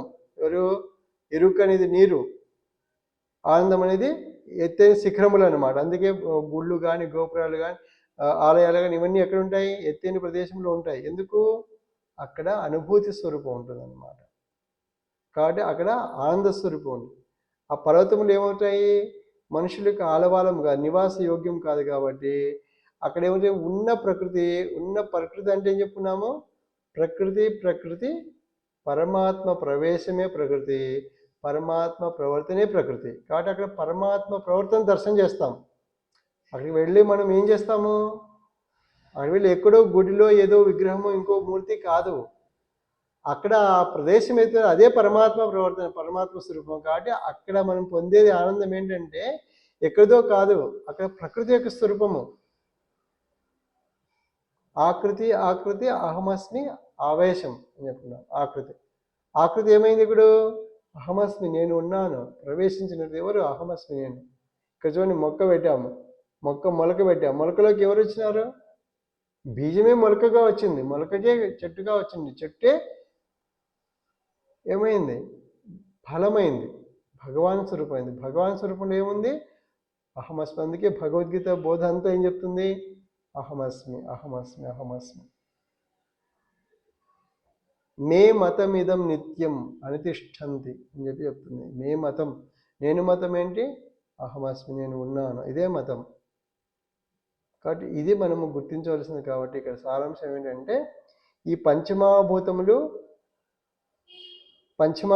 గ్రహించేటువంటి ఇంద్రియములు, ఇది దేహములు మానవ దేహము, పంచ జ్ఞానేంద్రియములు, పంచ కర్మేంద్రియములు, ఈ రెండు కలిసి ఏంటి? మనిషి దేహము లోపల అంతరింద్రియాన్ని శుద్ధి చేస్తున్నాయి. అంటే ఏమిటి? అశుద్ధి ఏంటి ఇక్కడ? అజ్ఞానం, తెలియకపోవడమే. తెలియని దాన్ని అందుకేంటి? గుణం, దాని స్వరూపం గుణం అని చెప్పుకున్నాము. గుణం పాఠం జరుగుతుంది అంటాం. వాడికి బాగా జరిగింది. ఏం బాగా జరిగిందంటే వాడికి గుణపాఠం బాగా జరిగింది వానికి అంటాం. అంటే గుణపాఠం బాగా జరిగిందంటే అర్థం ఏంటి? వాని గుణం ఏదైతే ఉంటుందో అది ఈ కర్మేంద్రియం ద్వారా, ఇందాక చెప్పుకున్నాము, కర్మేంద్రియం ద్వారా బయటికి ప్రసారం అయిపోయి, అంటే పాఠం జరుగుతుందన్నమాట. కర్మేంద్రియం ద్వారా బయటికి ప్రవర్తిస్తున్నాడు. ఈ ప్రవర్తిస్తుంటే ఏమవుతుంది? పాఠం జరుగుతూ ఉంటుంది. ఇప్పుడు మనము భూమి పాఠం అని అనుకోండి, భూమి పాఠంలో ఏముంటుంది? మొత్తం భూమి గురించి ఉంటుంది. అట్లాగే ఇక్కడ పాఠం ఏంటి? ఇక్కడ గుణము ఎట్లాంటిదో, ఏం చేస్తున్నదో, తన గుణము ఎట్లాంటిదో, ఏం కథో తనకు తెలియజేసి ఆ పాఠం చేస్తుంది. బాధ చేత బంధించి బోధించి బోధించి తను ఈ గుణము తనకు చేటు ముప్పు అని తెలియజేసి ఆ గుణాన్ని సవరించి ముందుకు తీసుకెళ్తుంది. ఎవరు? ప్రయాణము చేయిస్తుంది. ఎవరు? దేహము. అంటే దేహము ప్రయాణ వాహనం, ఈ జీవునికి వాహనం. అందుకే మానవ ప్రాణి అంటే ఈ జీవుని ప్రయాణం చేయిస్తున్నది. ప్రవేశించిన జీవునికి ప్రయాణం చేసి ఎంతో కొంత దూరం ప్రయాణం చేయించి, ఎంత దూరం చేస్తే అంత చేయించి వాడు పీచే మూడు అంటే అప్పుడు ఏమవుతుంది? వానికి పాఠం. సరే, నువ్వు పీచే మూడు అంటే నాకేం అభ్యంతరం లేదు. పడి ఎక్కడ పోతాడు? మానవ దేహము, నేను మళ్ళీ రాను, నువ్వు పోయినాడు, లంచం తీసుకున్నావు, నువ్వు విశ్వాసం పోగొట్టుకున్నావు, నా క్వాలిటీ నీకు తెలియటం లేదు, మానవ దేహం యొక్క కెపాసిటీ నీకు అర్థం కాలేదు, పీచే మూడు అన్నావు అంటే డిగ్రేడ్ అయిపోయినావు, నేను దేహం మళ్ళీ నీకు రాను, పో అంటున్నది. పడి కుక్క దేహంలో ఆ క్లాస్ చదివేసి ఆ దేహం చదివించి, అక్కడ కూడా దేహమే ఔషధే చదివించి ఆ జీవునికి ఆ రోగాన్ని పోగొట్టి పాస్ చేసి మళ్ళీ మనిషి దేహంలో వేస్తే ఈ మనిషి దేహం ఏం చేస్తుంది? మానవ దేహము మళ్ళీ నీకు ప్రయాణం చేయించి ముందుకు తీసుకెళ్తుంది. ఇది ప్రయాణము. ఇది మచ్చిత్త మద్గత ప్రాణాహ. కాబట్టి ఈ ప్రయాణం సాగుతూ ఉంటుంది. ఇప్పుడు ఏం చేస్తాము? గుణము పాఠం చెప్పి బాధించి బంధించి కాకుండా అహమస్మి బోధ, విశ్వమంతా అహమస్మి బోధ ఉంది. కాబట్టి అహమస్మి బోధ ఏదైతే ఉంటుందో ఆ బోధన గ్రహించి మనము బుధులుగా కావటం అనేది సారాంశం అన్నమాట. కాబట్టి ఇక్కడ ఏం చెప్పుకుంటున్నాం మనం అంటే, ఒక్కసారి చరణం చెప్పుకొని ముందుకు. ఈ చరణం ఏం చెప్తుంది? ఓషధి అంటే జీవునికి మందు, జీవుని బాగు చేస్తుంది, జీవుని గుణాలను చెడగొట్టి గుణాలను గురిపెట్టి ఎక్కుపెట్టి వాటిని సంధించి గురిపెట్టి ఛేదించి ఆ గుణరహిత్యం అనేటువంటి యొక్క లక్షణాన్ని, అహమస్మి లక్షణాలను నిలిపి కళ్యాణప్రదం చేస్తుంది ప్రతి యొక్క. చిన్న డౌట్ స్వామి, ఇప్పుడు దేహం ఔషధం అంటున్నారు కదా, ఇది ఈ దేహం అనేది జడం కదా? నీవు ఇప్పుడు అక్కడే ఆగండి చెప్తాను. ఇప్పుడు నువ్వు అద్దంలో వెళ్ళి చూసావు, అద్దంలో ఏమైనా ఉందా? ఏమైనా ఉందా? ఏమీ లేదు. లేదు. దేహం కూడా అంతే. మీరన్న జడము దేహంలో లేదు, మీరన్న చైతన్యం లేదు, మీరు అనుకునే చైతన్యం, మీరు అనుకునే చైతన్యం దేహంలో లేదు. ఏది అనుకుంటే అది దేహంలో ఉండదు. నరదృష్టి నరకాన్ని తీసుకెళ్తుందని, నరుని దృష్టి అంటే నరుని యొక్క దృష్టి అంటే ఇక్కడ కన్యం చేస్తే కన్యం చేయదు. నరుని లోపల ఆలోచన. ఇప్పుడు మీరు అన్నారు కదా జడం అని. జడం ఎక్కడ ఉంది? ఏది జడం చెప్పండి? దేహము చలనము ఇంత చలనంగా వర్తిస్తుంది కదా, జడం అంటే మీరు కామన్ సెన్స్తో చెప్పండి. జడం ఏదైంది చెప్పండి. మనం ఎక్కడున్నాము? ఒక తిరిగే భూమి మీద ఉన్నాము. తిరిగే భూమి మీద ఉంటే ఇప్పుడు బస్సులో ప్రయాణం చేస్తున్న మనిషి జడం అంటే అది సత్యం అవుతుందా? సత్యం అవుతుందా చెప్పండి. సత్యమా జడం అనేది? తను జడుడైపోయి జడంగా చేసుకున్నాడు. ఇక్కడ అద్దంలో ఇప్పుడు జడం అనే పదం మరి ఎక్కడి నుంచి వచ్చింది అని అంటారు. అంటే తన జడత్వాన్ని అంటే తన జడుడు అంటే తన ఉనికి లేమని, తనకు ఉన్నానంటే తను తోచడం లేదు కాబట్టి జడుడైనాడు. తన జడత్వాన్ని దేహం మీదనో ఇంకో దాని మీద ఆరోపణ చేసి అది జడం అంటున్నాడు. అది జడం అనేవాడు జడం. ఇప్పుడు అద్దంలో ఏముంటుంది? ఏముండదు. పోయి తొంగి చూస్తే అదేదో కనిపిస్తున్నాను అనుకోండి, జడం కనిపిస్తాను అనుకో, అదేదో జడం కనిపిస్తున్నాను, జడం నాది అద్దంలో. ఆ జడం చూపించింది ఎవరు? జడం అని ఇట్లా తొంగి చూస్తుంది ఎవరు? వెంకటరామరెడ్డి తొంగి చూశారు, జడం అని తొంగి చూశారు, జడం కనిపిస్తుంది దేహంలో. మీరు జడం అని తొంగి చూశారు, జడం కనిపిస్తుంది. ఇప్పుడు జడం అని పక్కకు రండి, ఏమని కనిపిస్తుంది దేహంలో? ఔషధం కనిపిస్తుంది. ఏం ఔషధము? అదే అద్దం. చూడండి, అద్దం యొక్క నేచర్ ఏంటి, స్వభావం ఏంటి? నీకు తెలియని దాన్ని తెలియజేసి, అంటే మన ముఖంలో ఏవో మచ్చలు మనకు తెలియదు, మనం చూడం కాబట్టి దేహాన్ని. ఎవరైనా ఒకసారి ముఖం చూసుకున్నారా? ఎవరి ముఖం వాళ్ళను ఇంతవరకు ఎవరైనా చూసారా? ఎవరైనా చూసారా? ఎవరు చూడలేదు. చూస్తే ఉండడు, చూడటానికి కూడా ఉండలేడు. అది దేహం, మనిషి యొక్క దేహస్థితి. అంటే ఏంటంటే చూడవలసిన దేహముఖం కాదు, దేహి ముఖాన్ని. కాబట్టి ఇక్కడ ఏమైంది? అద్దంలో ఏదైతే ప్రతిబింబం కనిపిస్తుంది కదా, ఆ ప్రతిబింబం ఏమో అది పోవాలంటే ఏమవుతుంది? పక్కకి వెళ్తే పోతుంది. అంటే అప్పుడు దేహంలో ఏముంది? దేహంలో ఒకటే ఉన్నది. ఇప్పుడు అద్దంలో ఏముంది? సరే, మరి అద్దంలో ఏముంది అని చెప్పి అనుకుని, ఏముంది అద్దంలో? ఒకటే లక్షణం ఉంది. నీవు గుర్తించినది, నీవు అంధకారంలో ఉన్నది. గుర్తించినంటే అర్థమైంది తెలియదని అర్థం కదా. తెలియదంటే అజ్ఞానంలోనే కదా. నీ అజ్ఞానంలో నీవుకు ఇది నీ ముఖం పైన ఏదైతే అజ్ఞానంలో తెలియదు కాబట్టి దాన్ని తెలియజేసి చైతన్యవంతం చేసి నీకు ఏదో ఉంది అని చైతన్యవంతం చేస్తుంది. అర్థం ఏం పోతుంది? అర్థం అహమస్మి బోధం చూడాలి అక్కడ అర్థంలో. నేను ఉన్నాను, నేను ఎందుకున్నాను? నేను నీకు చైతన్యాన్ని ఇస్తాను. ఎటువంటి చైతన్యాన్ని?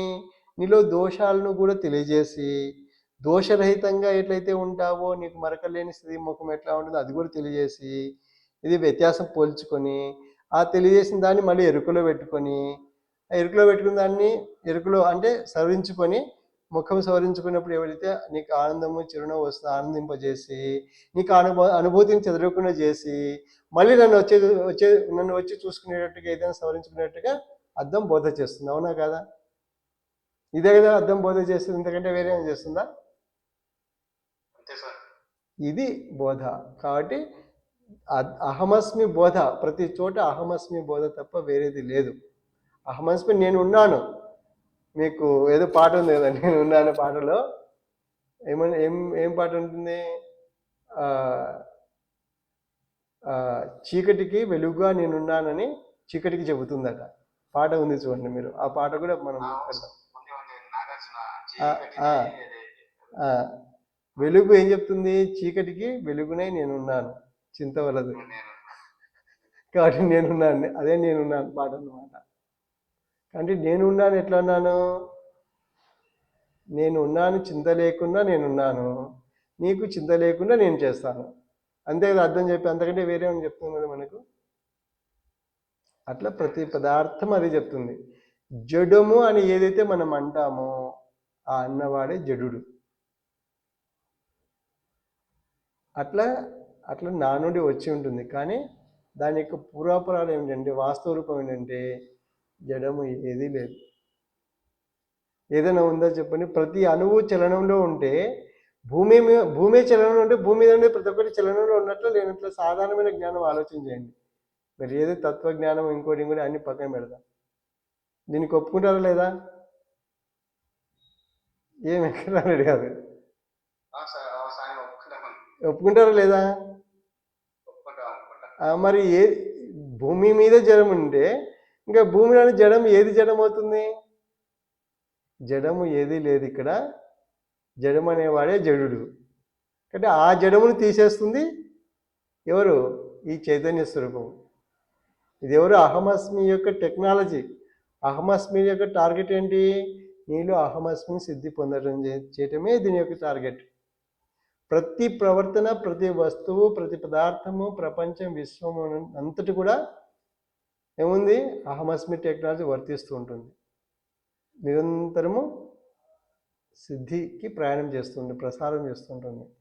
సిద్ధి ఎక్కడైతే అయిందో అక్కడ సిద్ధి అయిపోయింది, ఇంకా సిద్ధించింది. అంటే ఆ మహాత్ముడు, అంటే మహాత్ముడు అని ఎందుకంటాము అక్కడ? ఆ దేహములో, మానవ దేహములో అది నెక్స్ట్ చరణం వస్తుంది. ఆ దేహంలో అహమస్మి బీజం సిద్ధించింది కాబట్టి ఇంకా ఆ యొక్క దేహము, ఆ యొక్క స్వరూపము అహమస్మిగా ఉండిపోతుంది అంతే. ఇంకా వేరే ఇంకా దేహము జన్మ అనేది ఇంకా లేదు. దేహం అవసరం లేదు అంతే. దేహము అది బ్రహ్మము కాదు. బ్రహ్మమునికి మించింది అహమస్మి, పరంబ్రహ్మ స్వరూపము. అంటే బ్రహ్మము చెట్టు ఏమి చేసింది? చెట్టు అంతా ఎక్కడ పెట్టింది? ప్రోగ్రామ్ చెట్టు మొత్తం ఎక్కడ పెట్టుకుంది? బీజముగా పెట్టేసింది. ఇప్పుడు ఇంకా చెట్టు కంటే బీజం ఎట్లాంటిది? ప్రోగ్రామ్ రాసేసింది అనమాట బీజముగా. ఏ ప్రోగ్రామ్ రాసేస్తుంది? తమేవ ఆద్యం పురుషం ప్రపంచం. నా నిజస్వరూపం పురుషుడు ఏదైతే ఉందో బీజము, ఆ బీజాన్ని రాసేసింది. బీజాన్ని సిద్ధి పొందింది. ఇంకా అంటే చెట్టు మొత్తం బీజంగా పెట్టేసింది. బీజస్వరూపం అయిపోయింది. అక్కడ బీజం లేదు. అది అహమస్మి సిద్ధి పొందటం. అంటే సిద్ధి పొందారు మహాత్ములు. అర్థం ఏంటంటే అహమస్మిగా నిలిచిపోయారు అంటాం. ఇక్కడ సిద్ధి అంటే అహమస్మి నిలిచిపోవడం. ఇది మనము తెలుసుకోవాల్సింది అన్నమాట. అహమస్మి టెక్నాలజీ అంటే ఇది. కాబట్టి మీరు అందుకే బాగా పదే దీన్ని క్షుణ్ణంగా అధ్యయనం చేయండి. ఇంకా ఔషధం అనేది ఇప్పుడేంటి? దేహము రోగం కాదు, అది ఔషధం అయినా అని చెప్పాలి. నీ రోగాన్ని పోగొట్టడానికి వచ్చింది దేహము. నీ రోగం, నువ్వు భవరోగ స్వరూపుడు. అర్థమైందా?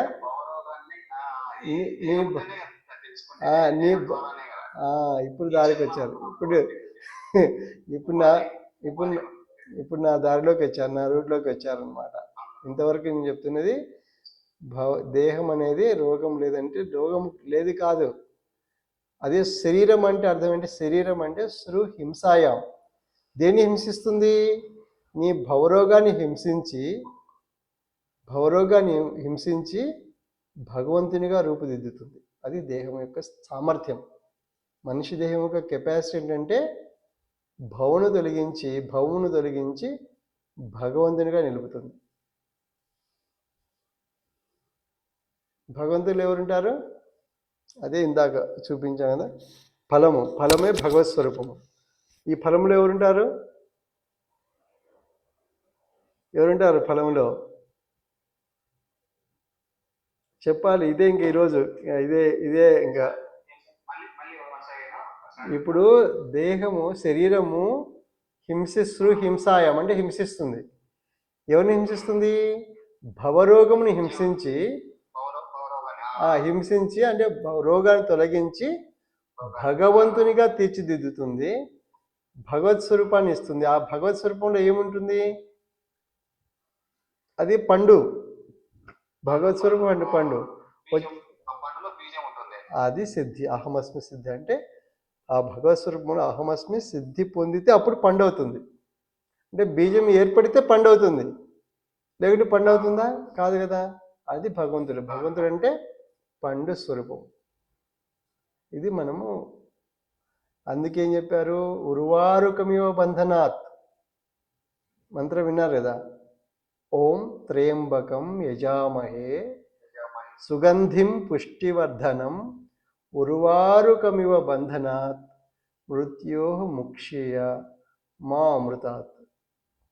చూశారు కదా, అంటే ఉర్వారుకమివ అంటే దోసపండు నుండి, దోస తీగ నుండి దోసపండు ఎట్లయితే విడిపోతుందో, దోసపండు విడిపోవాలంటే అది పండు అయింది. పండు విడిపోవాలంటే దోస తీగ యొక్క తన స్వరూపం ఏదైతే ఉందో, తన బీజ స్వరూపం, దాన్ని అన్నింటి దోస పండ్లు అన్నీ ఎన్ని వందల కొద్ది దోస బీజములు ఏర్పరిచింది. అది ఊరికనే వదిలిపెట్టలే అక్కడ.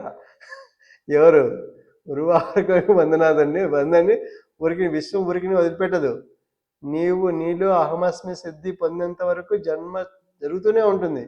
ఎప్పుడైతే సిద్ధించినావో అయిపోయింది, ఇది సిద్ధి పొందేసావు అంటే అర్థం ఏంటి? సిద్ధి, అహమస్మి సిద్ధి కలిగింది కాబట్టి అక్కడ దోస తీగ దోస పండును వదిలేసింది, పండు కూడా వదిలిపోయింది.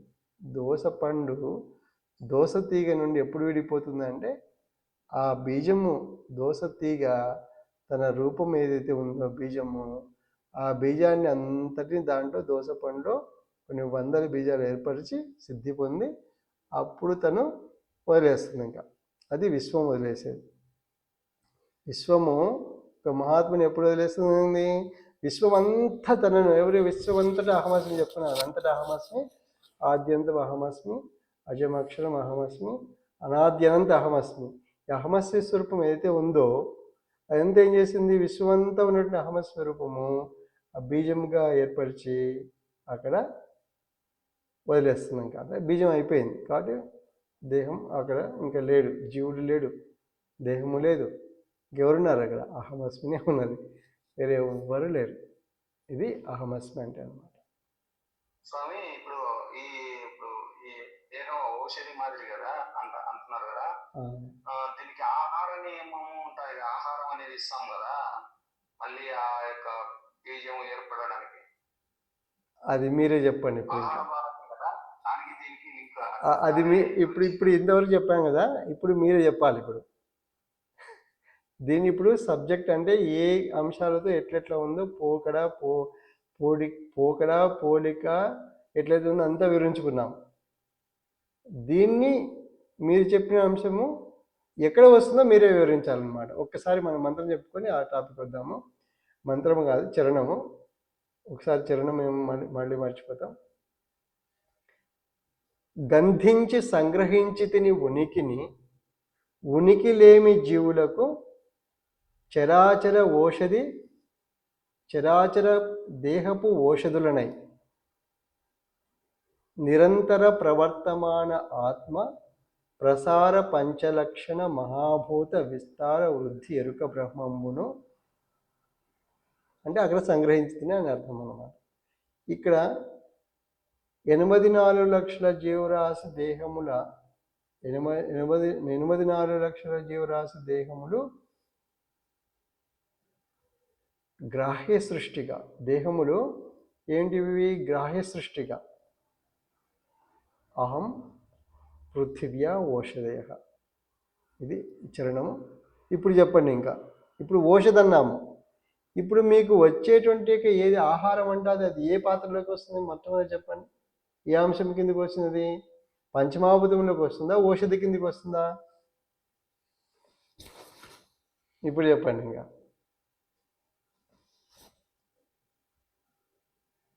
పంచమహాభూతములకి వస్తుందా, ఓషధి కిందకి వస్తుందా? ఓషధేనా? ఇప్పుడు ఏ ఓషధి అది? ఏ ఓషధి? అచరమా చరమా?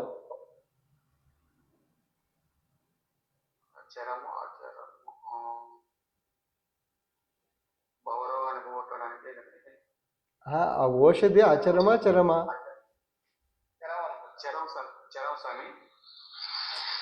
మనం తినే బియ్యం గింజ అచరం ఓషధ చర ఓషధ?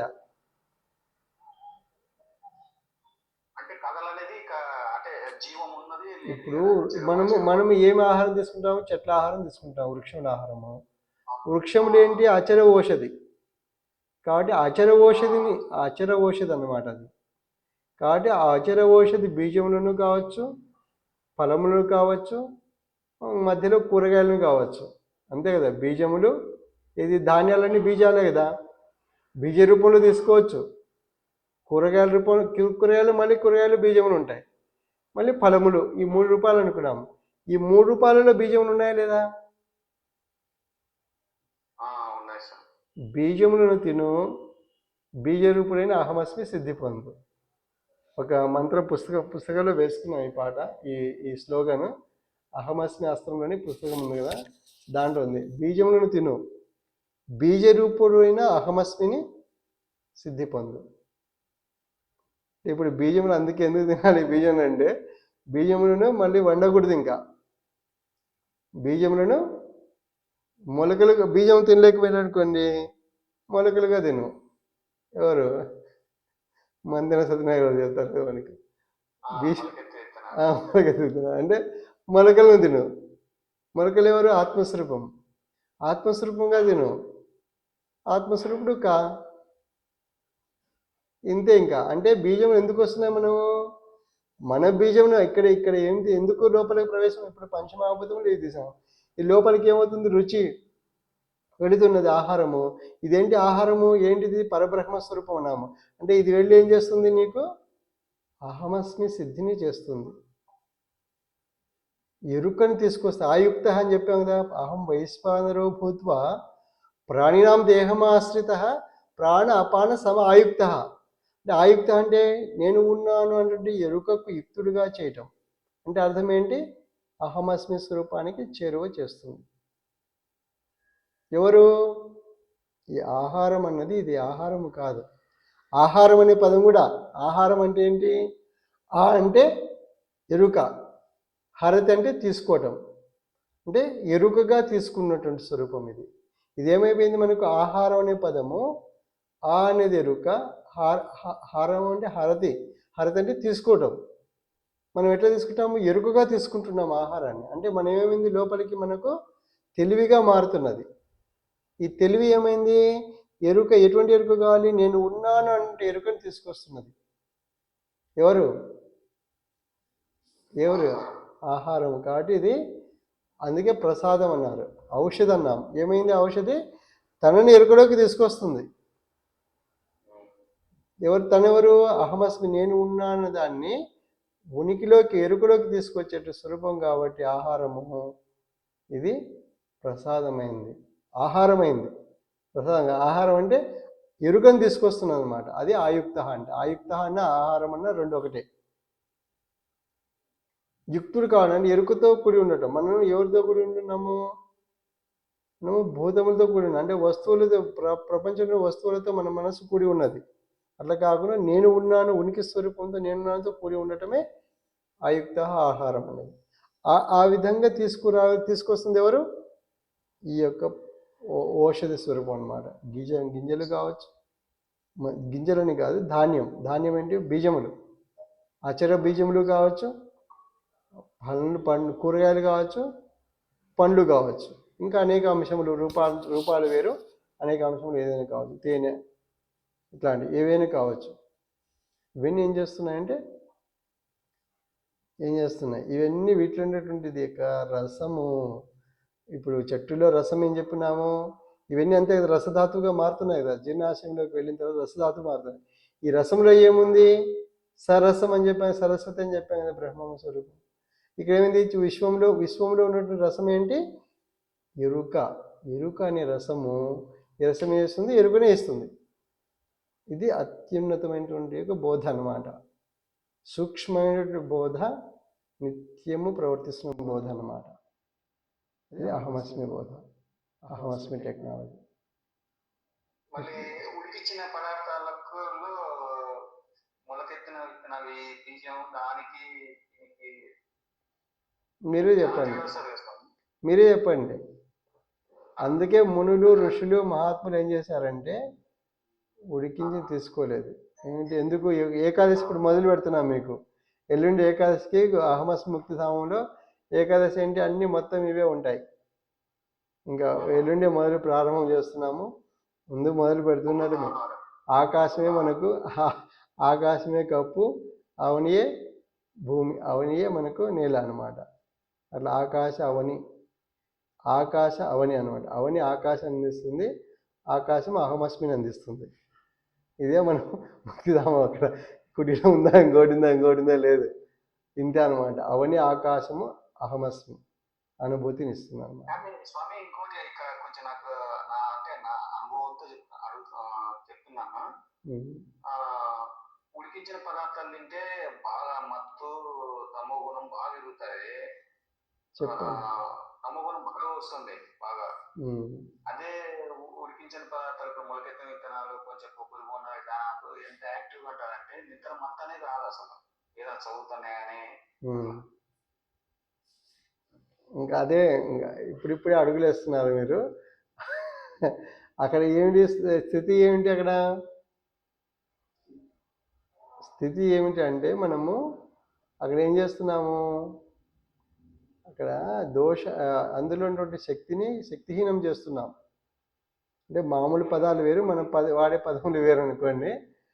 అక్కడ ఏం చేస్తున్నాము, అక్కడ విటమిన్స్ అన్ని లోపాలు చేసేస్తున్నాం, కార్బన్ పెంచుతున్నాం. అక్కడ ఆక్సిజన్ తీసేసి కార్బన్ పెంచుతున్నాం. ఇక్కడ ఏమవుతుంది, మొలకలో ఏమవుతుంది, ఆక్సిజన్ పెరుగుతుంది, కార్బన్కి చోటు లేదు. అక్కడ నీరు వచ్చిందనుకో, నీరులో ఏముంటుంది, మొత్తం ఆక్సిజనే,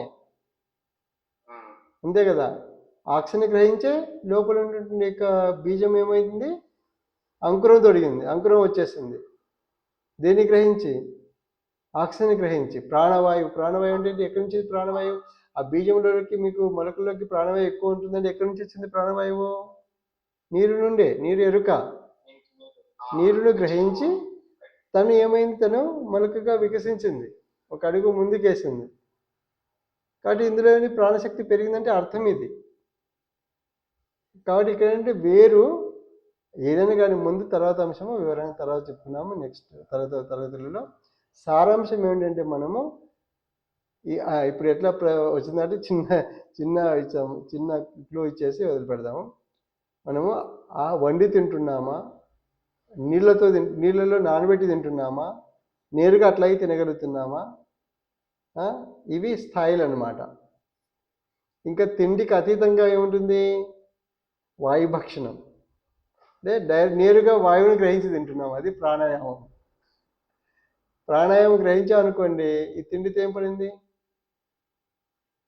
ఇవన్నీ ప్రాణశక్తిగా మారటానికే కదా. అదే ప్రాణశక్తిని ప్రాణాయామాన్ని గ్రహిస్తే ఏమవుతుంది?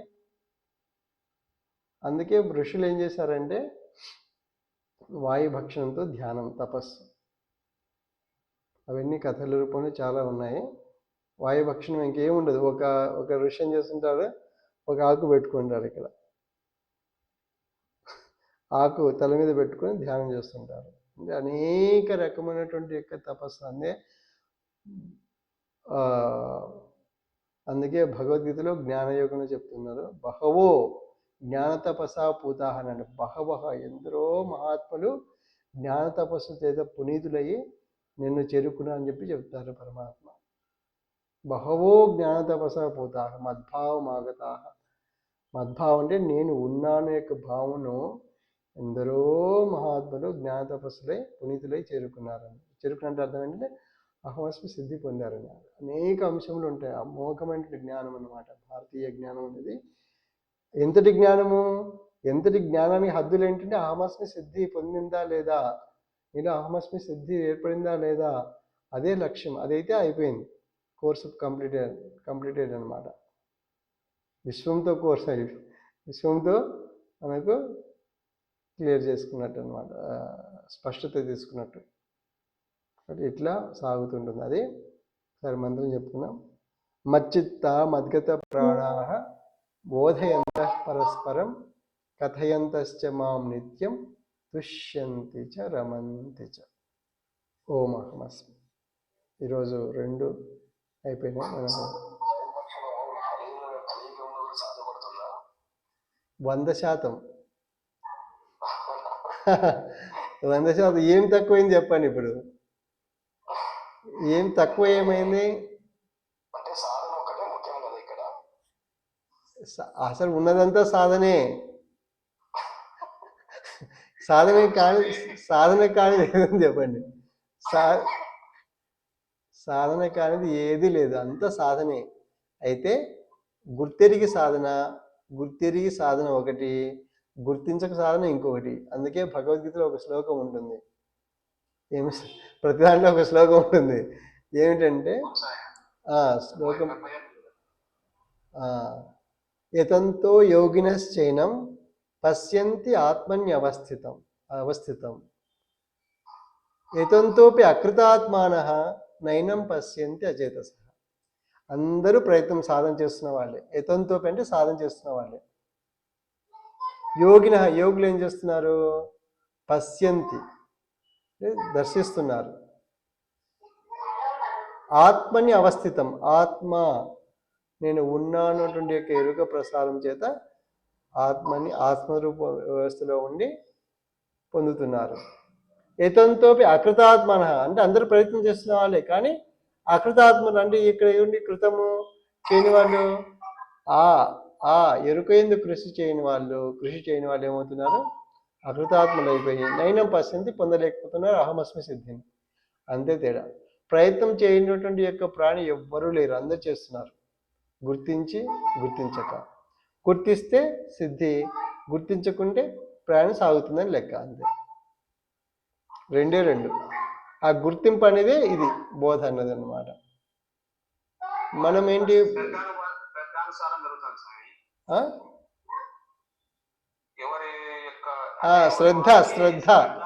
శ్రద్ధానుసారం అంతే. అవునవును. ఇక్కడ మనం ఏం చెప్పుకున్నాం? క్లుప్తంగా దానికి అహమస్మి అనేది ఒక వాక్యం చెప్పుకొని నేను ఉన్నాను. ఇది సారాంశం అన్నమాట. సృష్టికి బీజము, సృష్టికి లక్ష్యము రెండు ఇదే. ఇది మనము చెప్పుకుంటున్నాం. మళ్ళీ శనివారం కలుసుకుందాం. ఇప్పటికే బాగా ఈరోజు కాలాతీతము. ఓం అహమస్మి. అయితే ఈరోజు బాగా గంభీరంగా సాగింది. చాలా స్పష్టంగా వెళ్ళాము. ఇంకొంచెం స్పష్టత తెలుసుకుందాం ఇందులో. ఓం అహమస్మి. మీరు తెలుసుకున్నదంతా మళ్ళీ రాసి పెట్టండి. మెసేజ్ రూపంలో కానీ, వాయిస్ మెసేజ్లో కానీ, ఏదో ఒక రూపంలో నెమరు వేయాలి. మళ్ళీ నెమరు వేసి ధ్యానం చేయండి, మళ్ళీ వ్యక్తపరచండి అట్లా. ఓం అహమస్మి.